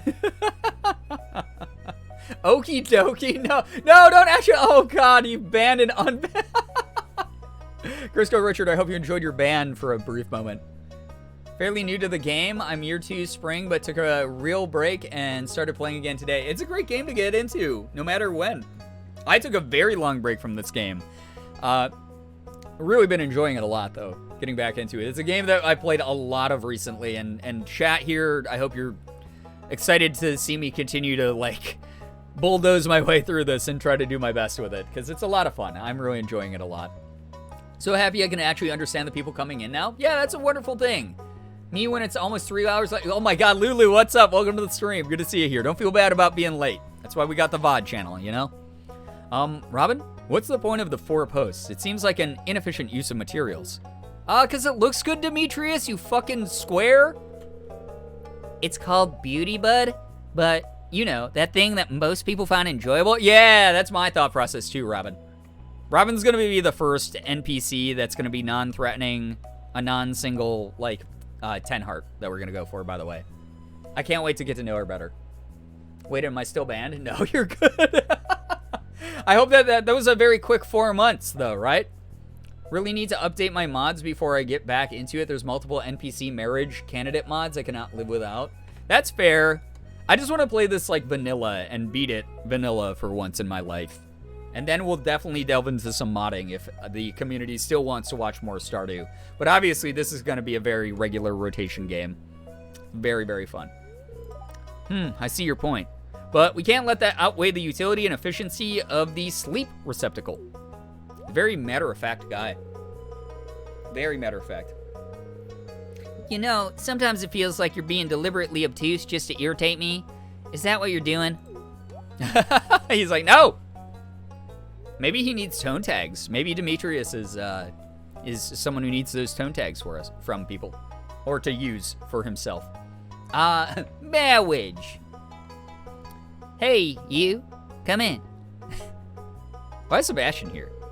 Check this out. It's the bed I was able to make thanks to all the wood you gathered. Oh, so it was me. This was my doing. So, what do you think? Wait, does this take up their whole shop now? Because this is like, the counter was here before. That Maru's standing behind a new counter. And then this is just like in the middle of their fucking like entryway? Because this is Demetrius's lab. What the fuck? Why would you do this? Unless you're selling furniture, which maybe that's what she's doing. What the fuck is this?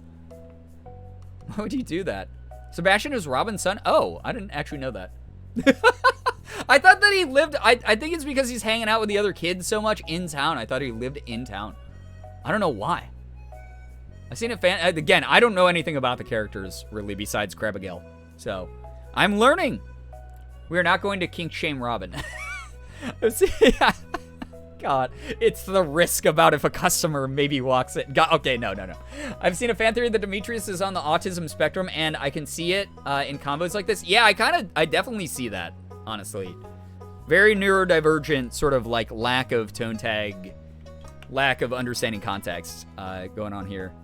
So, I'm being more, you know, concerned about like function than aesthetic, I guess, in this particular moment.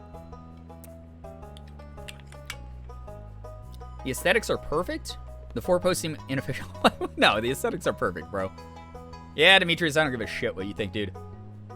Now I'm just imagining saying /J in real life. Well, if anyone needs me, I'll be in the doghouse. Alright, see you, bud. Sucks to suck.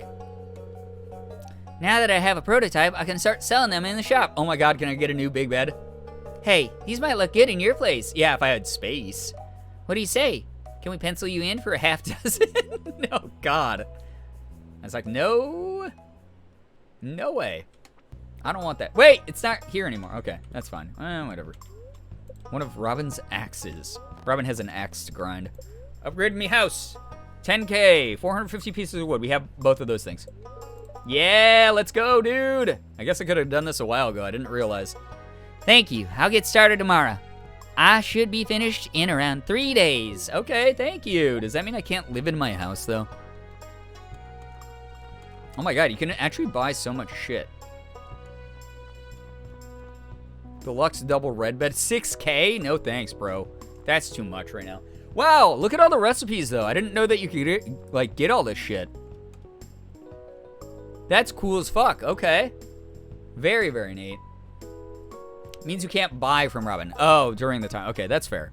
That's okay. All right, let's be friends with Robin. Well, I guess not. Can I not talk to you more?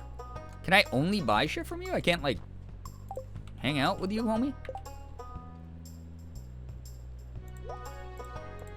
Can I try to give you a gift? Yeah, okay. Oh, it's her birthday! Oh, wow, okay. I didn't realize that. That was actually great timing. Holy shit. She doesn't care that I give her just a handful of berries from a wild bush for her birthday. I guess it's the thought that counts, right? Robin is a beast. Complete renovation in 3 days, right? Yeah, by herself. Excellent timing. Yeah, excellent timing for crabigail to fall so deeply in love with me that I can be like a completely negligent girlfriend to her. You remembered my birthday. Thank you. This is great. Is it? Is it great? I feel like maybe you and I have different ideas about what great is. All right, 3 stars though. She likes blackberries. Oh my god, that's so easy then. Let's give her fruit every time. Happy birthday, Robin, my wife and soulmate. You remember my birthday? Yeah, definitely. Yeah, completely calculated gameplay. 100% calculated. As we all know. Using my giant noggin. As the #1 most incredible gamer on Twitch.tv. I meant for that to happen, chat. I guess that means we should gather more wood if we want to start crafting more and more shit. That would probably be good. I should probably buy, stuff to make, wheat or hay or whatever the hell for animals so we can eventually get a rabbit. Super big brain Brian. That's me. That's what they call me. And by they, I mean probably nobody out there. I wish they would. Wish they would acknowledge the latent genius within me. It's a lonely life here at the top. It's a sad, lonely life. Full of quiet solitude. But a deep unhappiness. Hello. Stock up on that lumber. Let's get those lumber engines started. Okay, we have 547 wood. But then we probably need, like, more hardwood, too, I'm guessing. But I think for that to happen, we need, like, what? Stumps? So, yeah. You need to buy a silo and then a chicken barn. Oh, okay. All right. We'll get to upgrading the farm now. Now that we have crabigail maxed out, we're in our actual home improvement arc. There, I had to do the Tim Allen noise because I said home improvement. And it activated my 90s brain. You have a rabbit? I don't have a rabbit's foot yet. But we're going to get there, hopefully.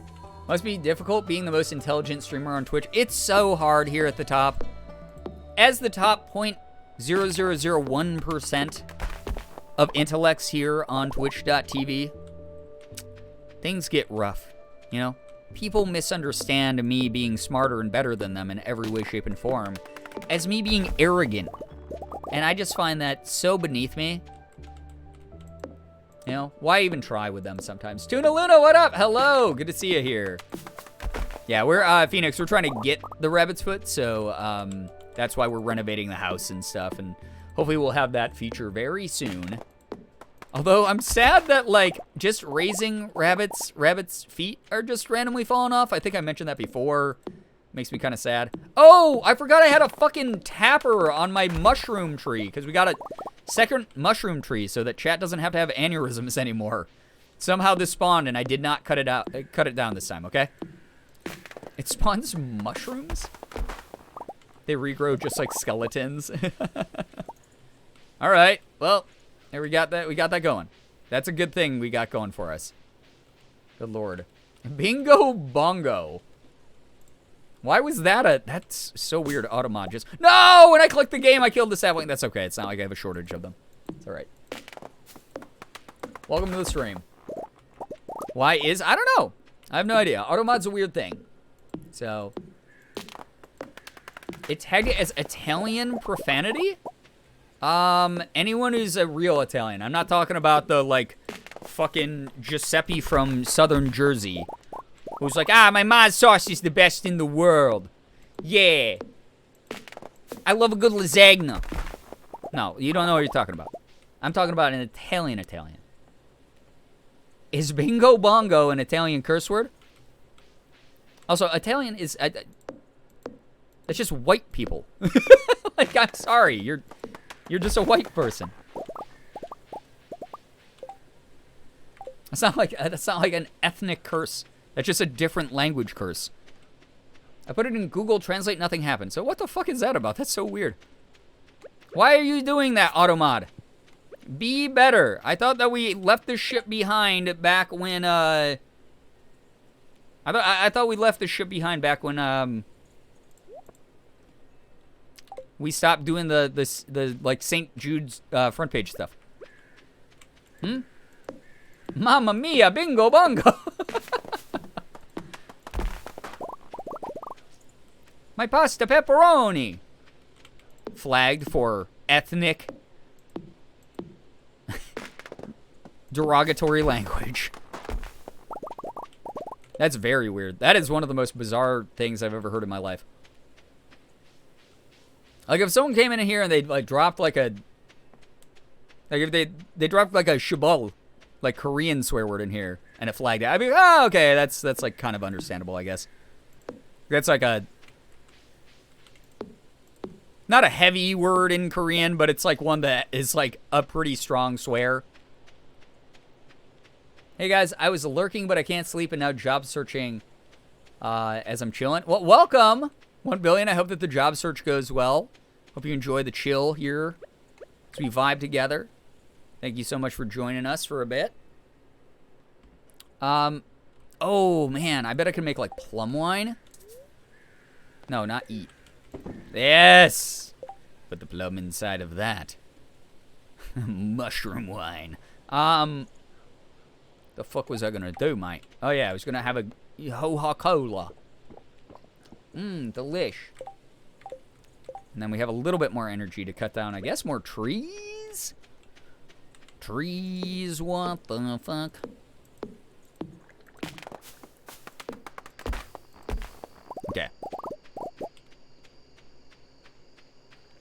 we could put a lot of this shit probably in storage. Yeah. This will be good in here. This will be fine in here. So we can sell the cherry. Ooh, I bet I could have made like cherry wine or something. Dr. Steve Brule, for your wine. Sell this shit. Don't need it. I'm gonna just... Oh, I want to keep the fedora for the meme. Fedora can go in here with the trash, because it's... If you wear one... Unironically. Brian, if you try to eat the mushroom, it does something special. We did that in a previous playthrough. We did that, and it was... Oh, God, that was chaos, right? It was like you just drug trip, right? You just, like, fucking hallucinate for, like, 5 minutes in the game. That's insane. What was I just doing? Oh, yeah, I gotta put trash in here. There you go. I think that's probably all we can do today. Unless I eat some of this stuff to keep doing work, but... we'll call it an early night. Me about to load up Stardew. Aw, shit, here we go again. Listen, I'm influencing everyone in this chat to play this game again. It's great. Hey, Queen of Sauce, this is a new one? It is I, the Queen of Sauce, here to teach you a new mouth-watering recipe from my secret cookbook. This week's dish, glazed... Wait, no, we already know this one. Why did it not say... Oh, because it's not a replay, because we just learned it. That's right. Whatever. Okay, whatever. Logistics, whatever. We're going to put iron in here, because I forgot to do that, too, because I have ADHD, and I don't remember anything. Object permanence is a very big problem for me. Oh, my God. All right, bedtime. There we go. Going to bed. I love watching the TV by standing directly in front of it and pressing my forehead against it. Yeah, huge fan of the movie Poltergeist, right? They're here. What if it's a portal to another realm? To another world! Oh my God, we have so many iron bars. Living off the land. Alright, fish, walleye, wait, what? You can find the fish on rainy evenings during the fall and winter. Ooh, cool. What's the weather like tomorrow? Clear and sunny again, you giant bag of poopy. You farting fart. Sorry for the swears, chat. I know. It's heavy. Oh, Robin's over here. What up, girl? How we doing? Be patient. I still have a lot of work to do. You sure do. Lewis, again. I'm going to give you this advice because I like you and I want you to stay in Pelican Town. If there comes a day that you want to ask for someone's hand in marriage, you'll need to give them a mermaid's pendant. Don't worry, everyone in Pelican Town understands the significance of the amulet. It's an ancient tradition in this region. Good luck! Thank you so much, Lewis. It's so great of you to share that info with me, the city slicker who doesn't know any better. Oh my God, what the fuck? Oh, it's the furnace. I was like, what was that noise, Robin? What are you doing to my house? Okay. Why did I walk over to this side to do... oh my God. It's like OCD.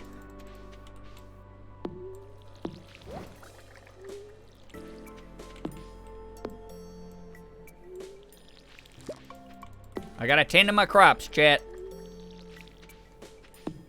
Tending to the farm is, you know, hard work, but it's honest living. Living off the land, as they say in that TV program I sure do like on the 2 channels I get a day. I'm watching the oh wait, I already read that. The click-clack noise is Robin. Well, yeah, the thumping of, like, the axe, but the, like, of the furnace, like, I was like, what did you do? What did you do? To my home. Wait, can we make moonshine out of, like, grains in this? I'm curious. I wonder if Robin likes amethyst. This is normally for crabigail, but she's already 10 starred. Thanks, this is really nice. Okay, do you just like it? You don't love it, okay. That's fine. That is A-okay. That is all right. Already given her 2 gifts, all right. And we talked to her today, so. Why do I keep going back? She's good, she's fine. Robin should be allowed to commit arson. That's her decision to make. Yeah, but then if she does it against me, I'm like, man, do I fucking suck, dude? I suck so much that Robin lit my house on fire. Hey, Robin, look at this. We're both gonna be working on the same property, because I'm just gonna be smacking some trees over here. You know? I'm just gonna be whacking these trees. Can't be cool beans, thanks for the follow. Welcome to the stream. Probably will be wrapping up semi-soon here, chat, just as a heads up. It's kind of late. I should go get my mushroom tap. How mad will chat be if I just fucking cut this mushroom down, though? If I'm just like, yeah, we got another mushroom tree because I have streamer luck RNG respawns in this game. And I cut down that first one without even thinking about it. I won't hesitate, bitch. What if I do that with the second one? What would you do? Would you pee your pants again like you did the first time, chat? Would you have a little sad hour of cry tears? Is that what would happen? Because I could do it. I have the power as the streamer. I could just do it. Huh! But that scared you. Singing Tree, hello. Thank you for the follow. Welcome to the stream. We have another mushroom tree? What the fuck, bro? I really could just get away with being an evil villain, huh? I could just cut down two, huh? Holy fuck, man. For real? RNG streamer look. I'm going to cut down all the regular trees so we only have mushroom trees. That's the new meta in the game. That'd be kind of good, right? I'm a hop. Oh, I'm a hop, guys. Thanks for keeping me company tonight. Yo, Kai, the YouTube fan, get some good rest. Thank you so much for vibing with us for a bit. Appreciate it. Thank you. God, I love the sound effects of this game. Like, it really did a great job of making this, like, I don't know, just pure serotonin. The sound of a tree stump exploding into a bunch of branches, the sound of the axe hitting the wood, the tree falling over, creaking like that. Like, it's all so good. It's all so tasty, you know? Works better than you might think. All mushroom trees. Be very interesting. I mean, because that's the whole thing, too, is it's, like, easy, like, yeah, I guess that's true probability-wise, just based on spawn rates, probably, Bree. But, like, there's trees in the wild in this game. There's not mushroom trees in the wild.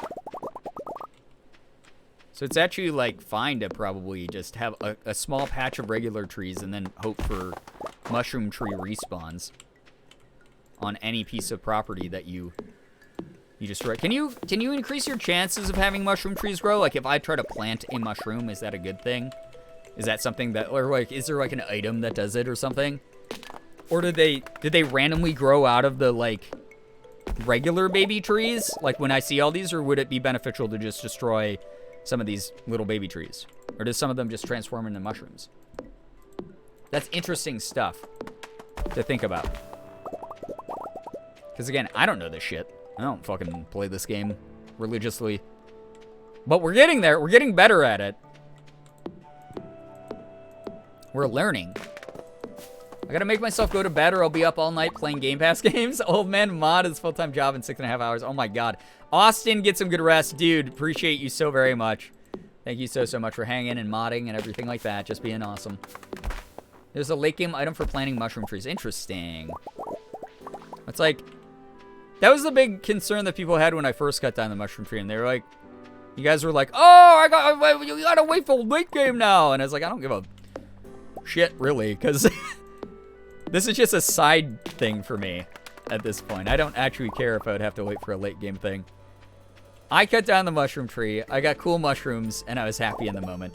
So that's all that matters. It seems like you can really kind of undo any of the, like, stuff that slows you down during the course of the game in late game, though.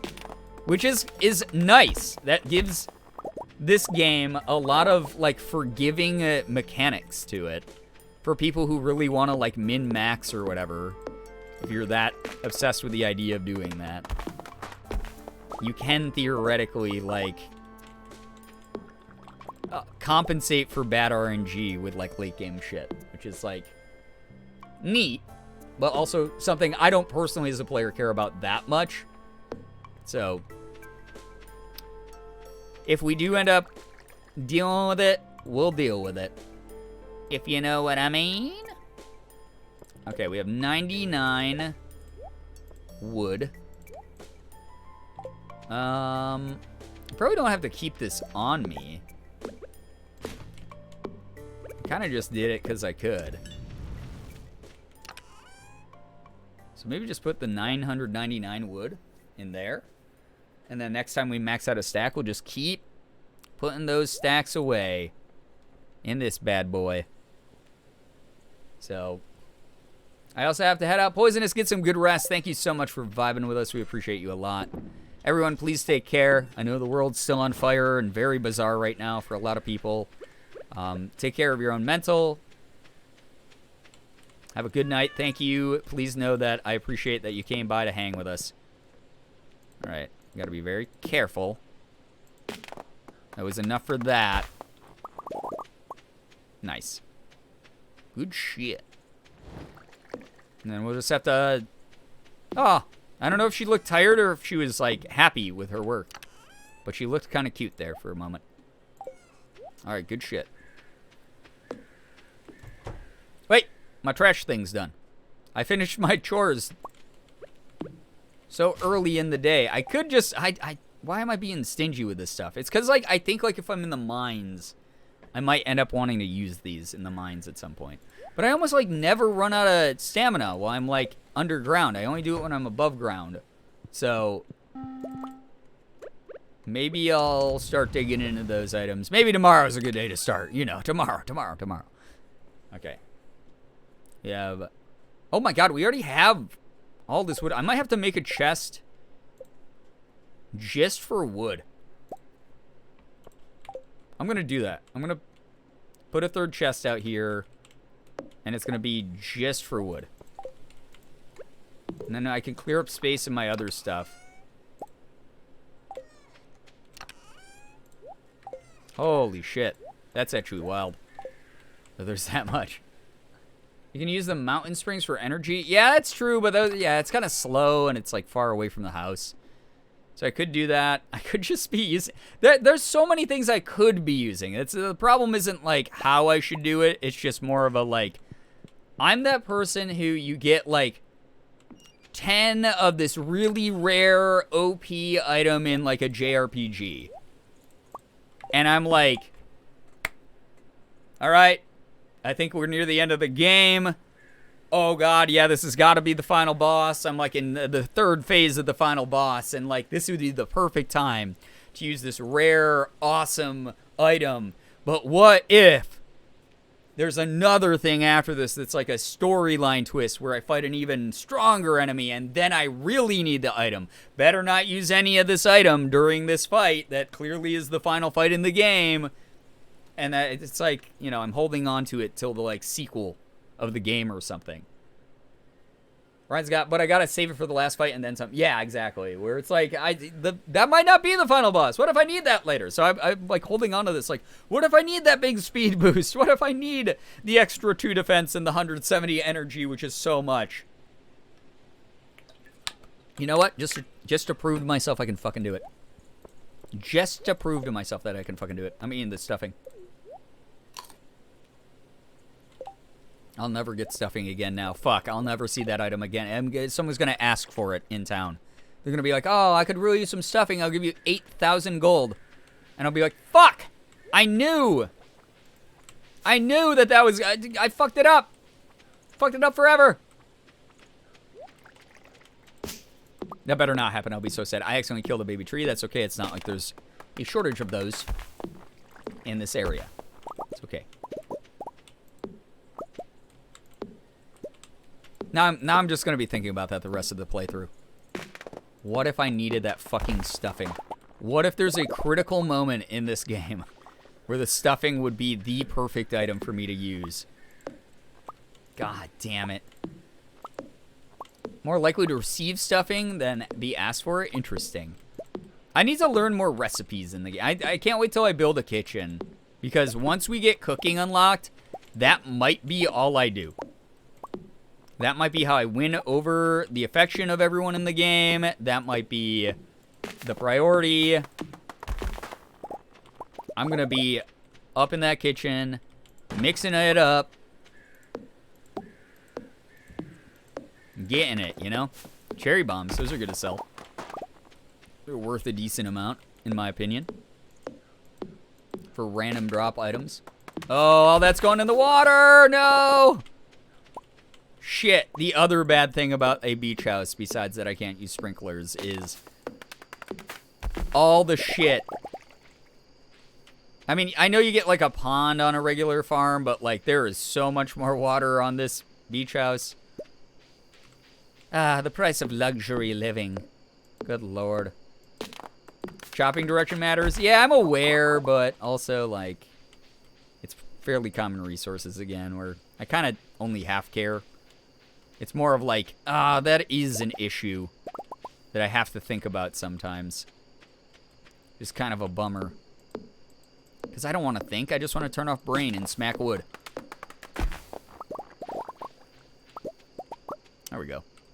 See, that's a good one. That's a clean one, chat. Good shit. Good shit. This farm, I didn't realize, I think I mentioned this last time. I didn't realize the farm went, like, all the way fucking down here, too. We got mushies here. We got random stumps. We got a little bit of everything back here. I wasn't aware.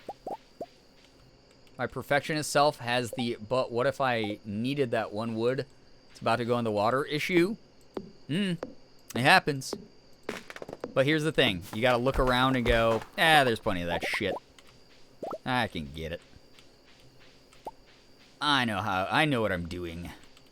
It's okay. I gotta let go. You can't control every aspect of your life. Unfortunately. It's just the way that you let go of the control so that you have a little bit more inner peace. Otherwise, you're neurotic forever. Something I'm working on as well. 2 defense? Oh, because of the stuffing. I was like, what the fuck? Where did that come from? Kitty, go back inside. Don't be sleeping out here, you wacko. Okay. Okay, that's all we can do. Down to 1 energy. Robin, you still working? Damn, you looking for like a raise or some shit? Because you gave me a commission price. I'm not giving you more. Sorry. You're not getting another goddamn red cent from me. Okay. Put that shit away. Boink, boink.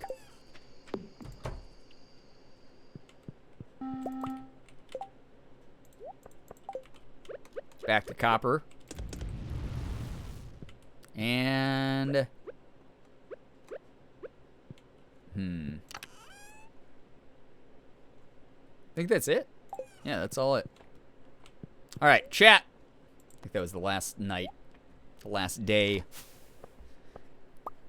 that I could play tonight.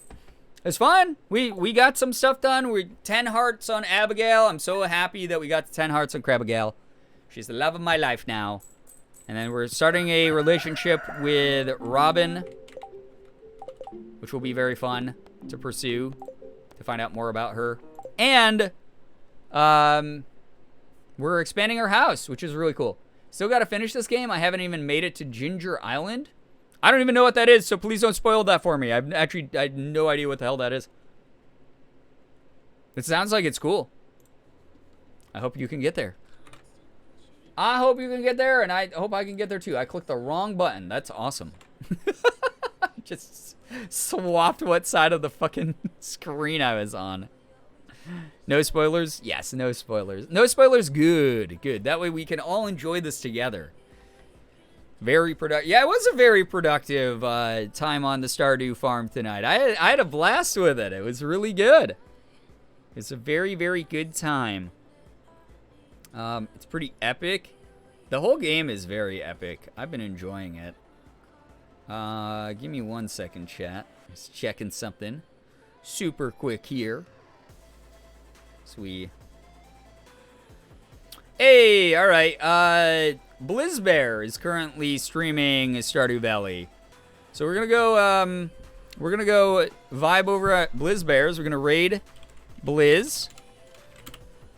Yeah, Blizz is very cursed energy. So like the most cursed we get is like the default that Blizz is at.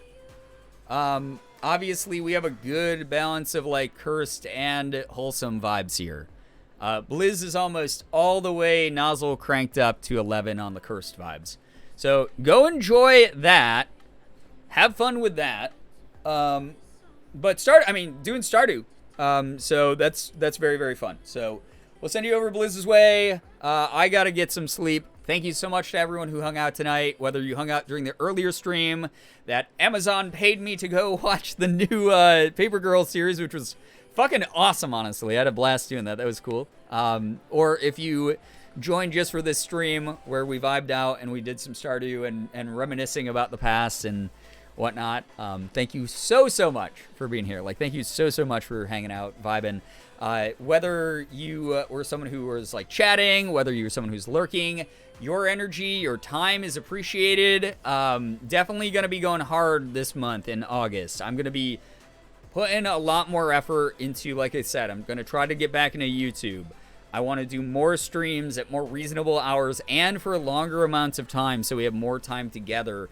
I want to get the view numbers back up. I want to get the like followers back up. I want to get the subs back. Well, no, not the subs. I don't give a shit about the subs. Those I misspoke there. I just want to get like people back and involved and having fun. And those of you who are here right now know that you are so fucking important for that, because you are already the core of what we're doing. You guys are the core of building up the strong foundation, bringing more people here, just like raising it up. Making things be a welcoming place where people can feel familiar and just like not, overbearing towards like a brand new chat room, like them being like people aren't normally intimidated here because it's not like, everyone in chat saying the same in-jokes and not cluing them into what's going on, like stuff like that. That is something that chat does like a really good job of already.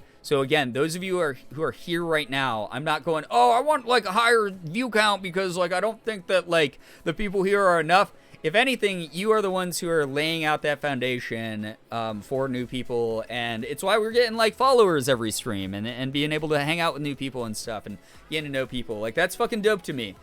So please keep that up. Please keep coming to streams. Please keep vibing. Please know that your time is so goddamn important to me for building this community back up into like what it can be. The sky's the limit for me. Like I plan on making this the best place in the world.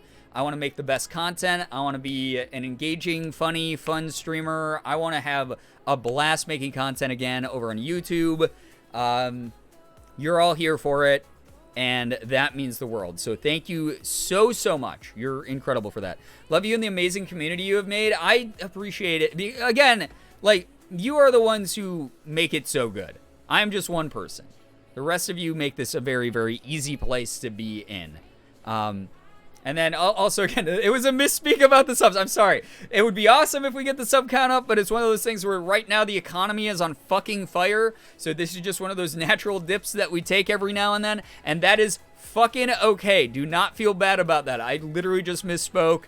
Money is not the issue when I stream these things. That's the whole reason I take sponsorships. That's where the money is at. That's where the good is at.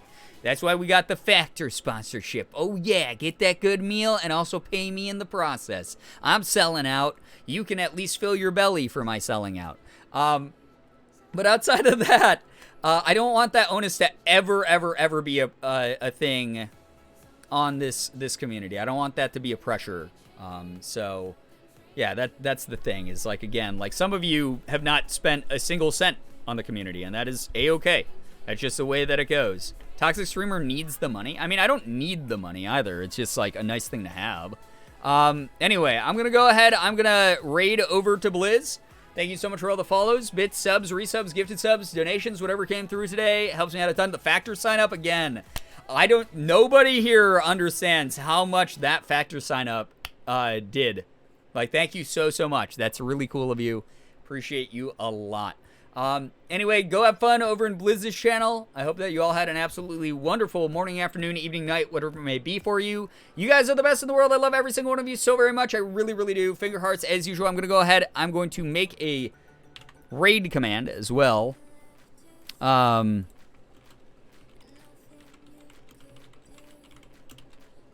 Here we go. Copy, paste that one for the raid. That is what we're going to raid in with. Go check out Blizz. Please be kind. Please have fun. Enjoy the chaotic laughs and energy and things like that. I'm going to get going here. So, starting the raid. Get that copied and ready to go. As many people as we can load up into the stream. Even if you can't stick around for Blizz, it'd be awesome to at least show him that we got community love for him here. With as many people going over there as humanly possible. That would be really, really nice. It's just a nice feeling when people raid you and want to share their communities with yours. So please get that number up. Hey, I saw whoever left the raid, you fucker. Get back in here, you little fucking cow. Yeah, there we go. That's what I'm talking about. All right, we're gonna go ahead. We're gonna raid over to Blizz. It wasn't me, I promise. All right, sending you guys Blizz's way. Goodbye, everybody. Goodbye. Goodbye. Goodbye.